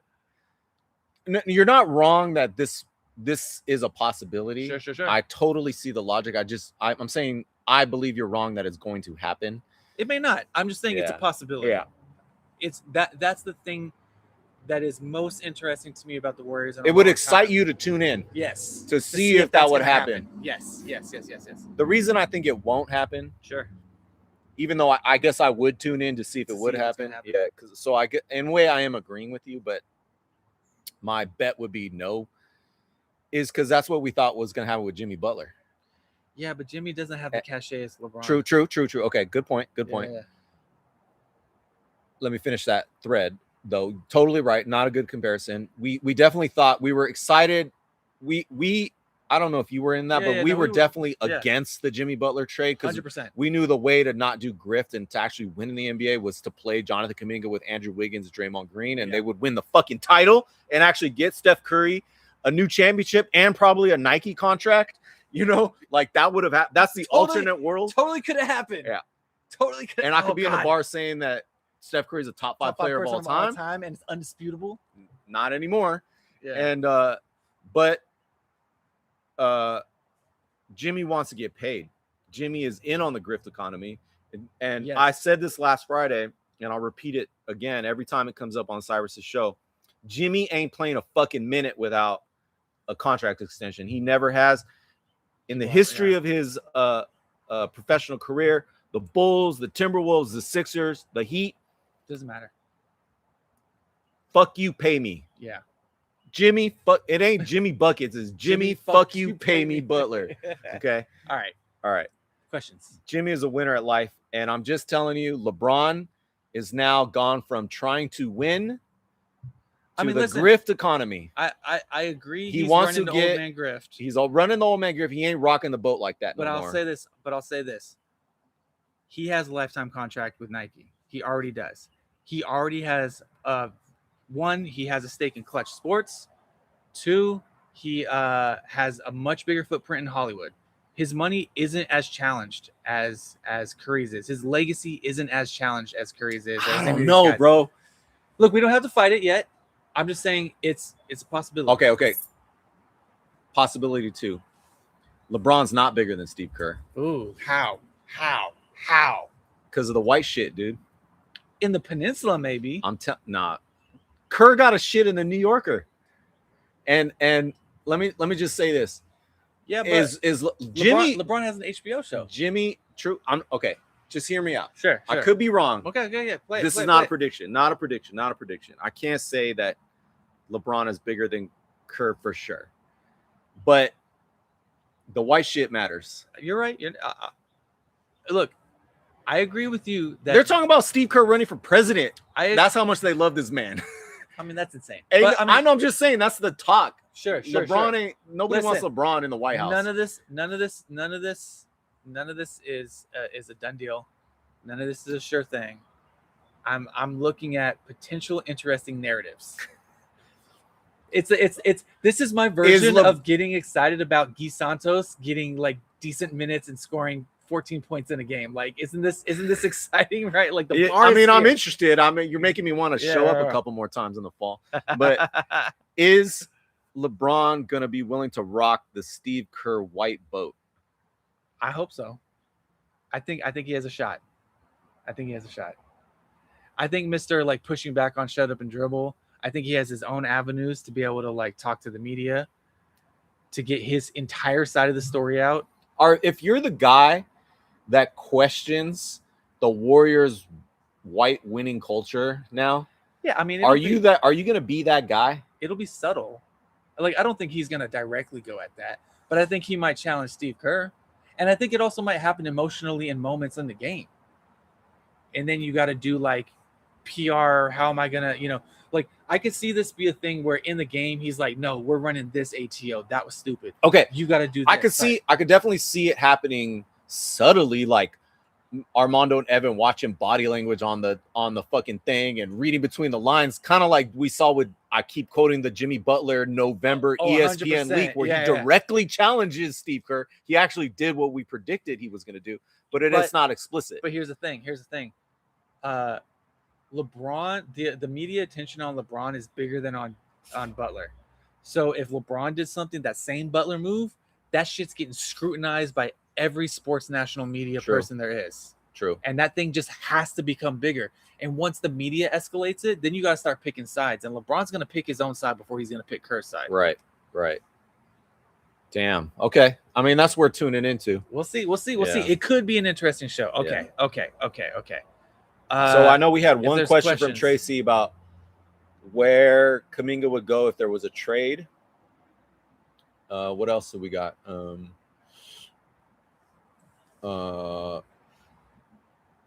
Does Jimmy get an extension? I like this. Who said that? AC, bring in LeBron as the number one coach killer to finish the job. Fuck yeah, I hope so. LeBron is the Mortal Kombat. I would love that. Oh my God, the coup de grace. Let's go. Boom, he's out of there. I would just genuinely love for there to be one of those moments where the sideline camera sees LeBron tell Kerr to shut the fuck up and then start directing the huddle, and then things go better, and it's just something everybody has to contend with post game and for like the weekend or whatever. I mean, it would happen with LeBron playing power forward next to Pods at small forward.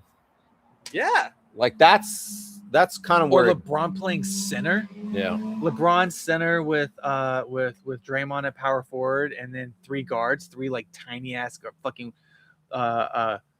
Curry's out of the game because he's injured. So it's I'm also how many games are these guys gonna actually play together? It's a different discussion. That's why it's total grift, dude. They're not winning shit. They're winning fucking 20 games next year. Every fifth game they're gonna show up. Anyway, questions. Okay. JK, where do you think JK gets traded anywhere? Where does he go? Is there something we're missing on that? Like, I don't know that I've heard any emotion. Nah, there's no. Yeah. I mean, there's leaks about. Oh yeah, that's one thing I could address. The Jaylen Brown leaks to the Hawks. I hope not. Yeah, so don't believe that shit, chat. Like, there's real tension there, but what that's really the Jaylen Brown noise. That is just Jaylen Brown trying to get an extension. That's Jaylen Brown's camp leaking shit to pressure an extension at a high number. If they actually made that trade, forget about the Hawks. Like, we're done. Then it's over. We're done. There's no winning with max deals. You cannot have 2-3 max deals. You might not even be able to have one. Like a guy making $60-70 million. The Celtics literally have Jaylen Brown, and they're getting bounced early. Yeah. I have said this over and over again. People forget they didn't lose their repeat because Tatum got hurt. They were down 0-3 to the Knicks last year, and then Tatum got hurt. Yeah. They were getting swacked. So swacked, dude.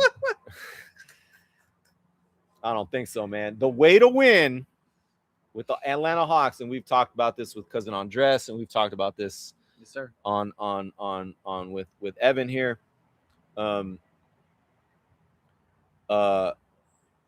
Is with a $30 million contract for Jaylen Brown, a $15 million contract for Nikhil, whatever he's already on, 15 million. How do you say his name? Alexander Walker. Yeah. And 25 to 30 mil for JK. And to Anderson is on an easy deal, and to have a coach that won't Gonna just play throw them shit at the together, wall man. and actually preseason game plan an offense for their defensive players. That is, do the Hawks understand what is what? Are they self-aware, or are they into this old school mentality that we need to have a point guard? We need to have somebody that looks like a dribbler, like fucking Gabe Vincent. Gabe Vincent and CJ. Yeah. Is that, do they know what's what? We are going to find out this preseason. What is their talk?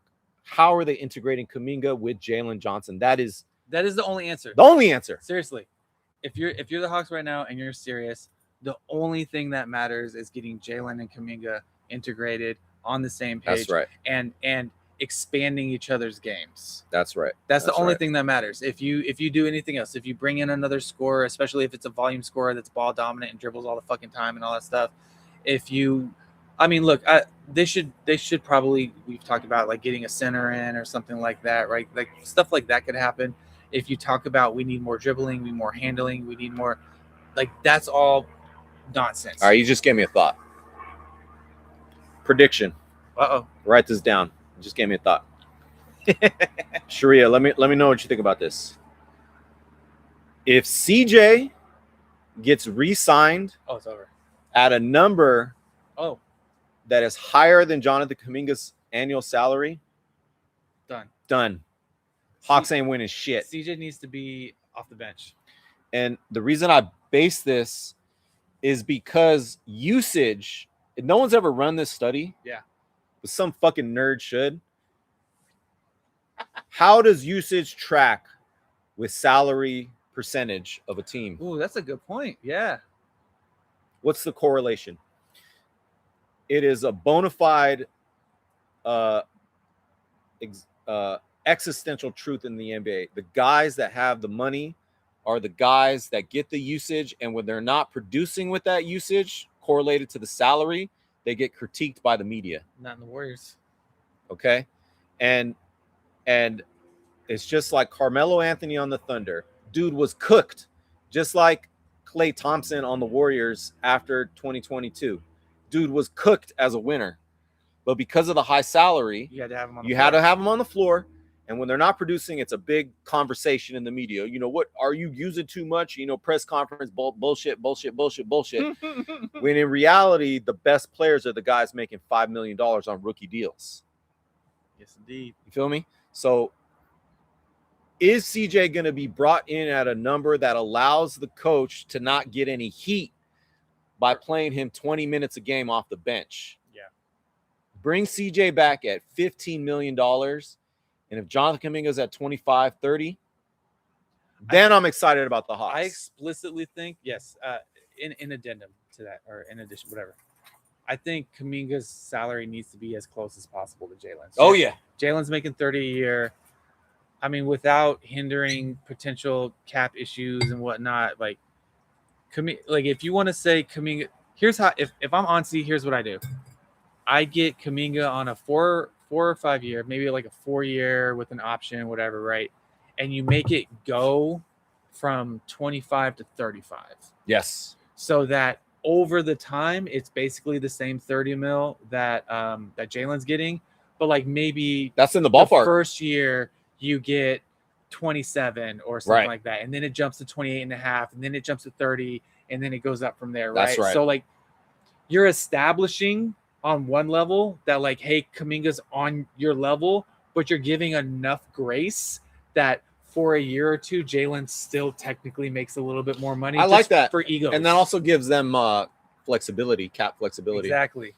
And to be honest, the thing that's going on with the Hawks, I know Bay Area Warriors fans are a little upset that Hawks fans are like, take it or leave it with Kuminga at this point. Yeah. And they're like reading into the play of Kuminga standing in the corner when, as all of us know, he should have the ball in his hands as the pick and roll player.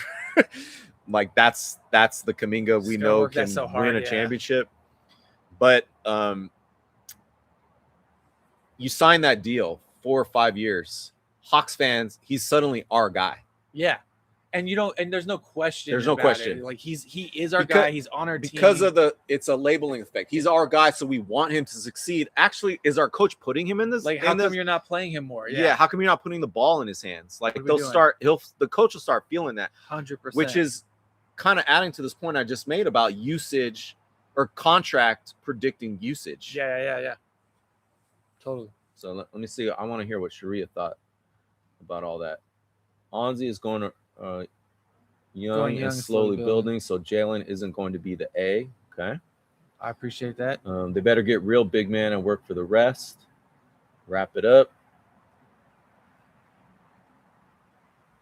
Yeah, serious talks in the A. We got Cousin Andres in the chat. It's his birthday today. Yo, happy birthday, Andy.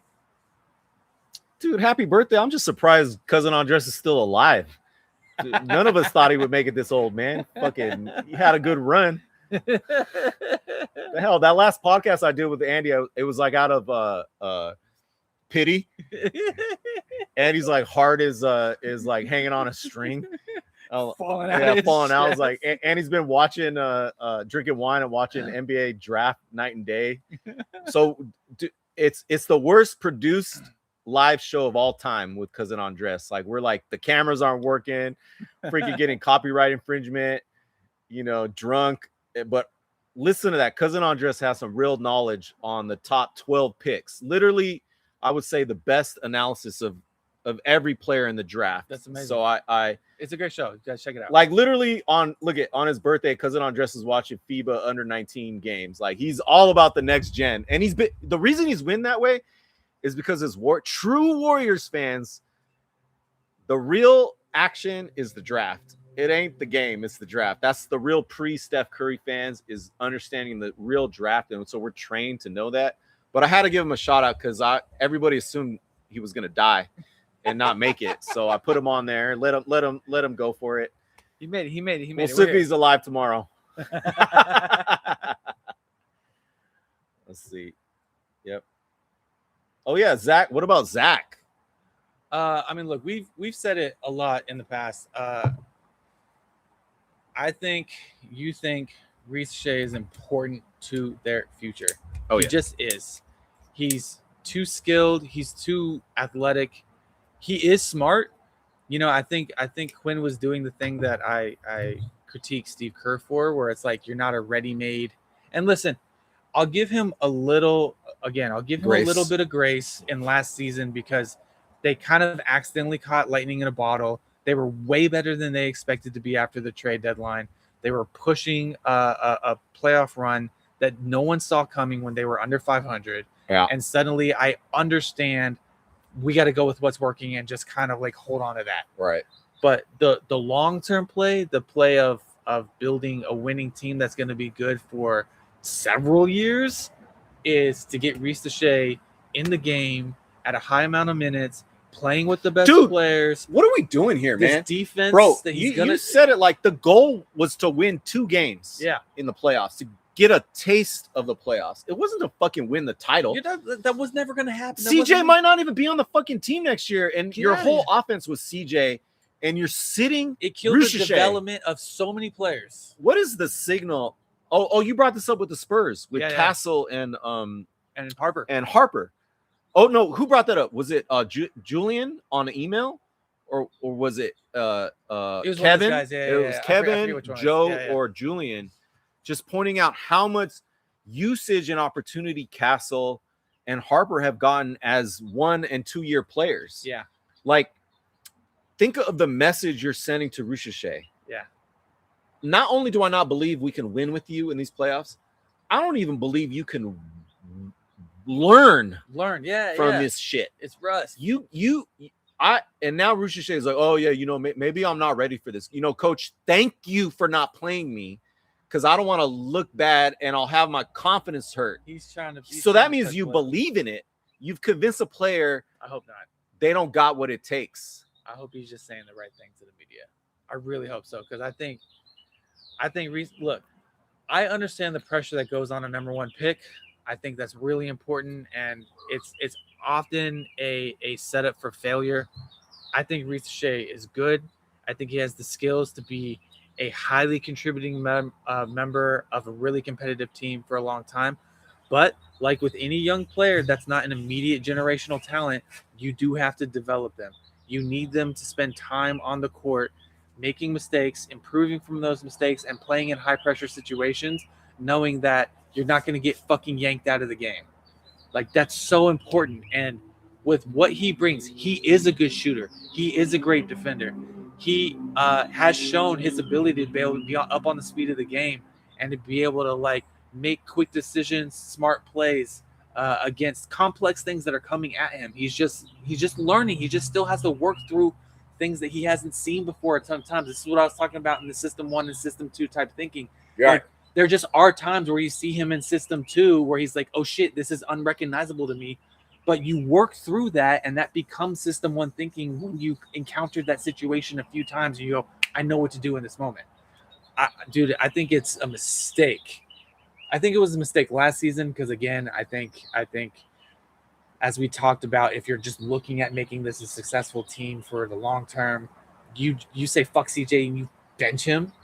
But in a real world where people care about their jobs and like the money they're earning and whatnot, right? And like selling tickets Right. and all that stuff, I get why Quinn makes the decisions he makes for last season. Going forward, that's a different story. He's a lame duck coach right now. Yeah. If they re-sign him, we got to have promises, man. Oh yeah. So I'll say this though. I think it's total bullshit that they would have done worse playing Ricochet. I like this. I don't even think it's about learning. Like, I agree I'm disagreeing with what I just said.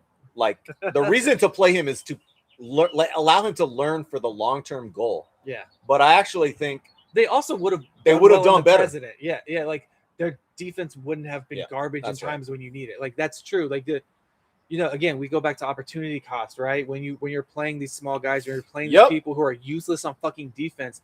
Even if you're scoring, if you're making every other element of the game harder, if you're getting your other players out of rhythm, if you're giving the enemy, not the enemy, like the opposing team, something easy to attack, like, yeah, you're getting points, but like at what cost? Dude, I'm adding this to the Sprigo was right tenets. Ooh. You have to watch a game with a fatigue meter.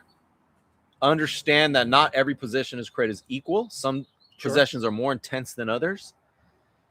And opportunity costs. 100%. We got to keep repeating this, chat.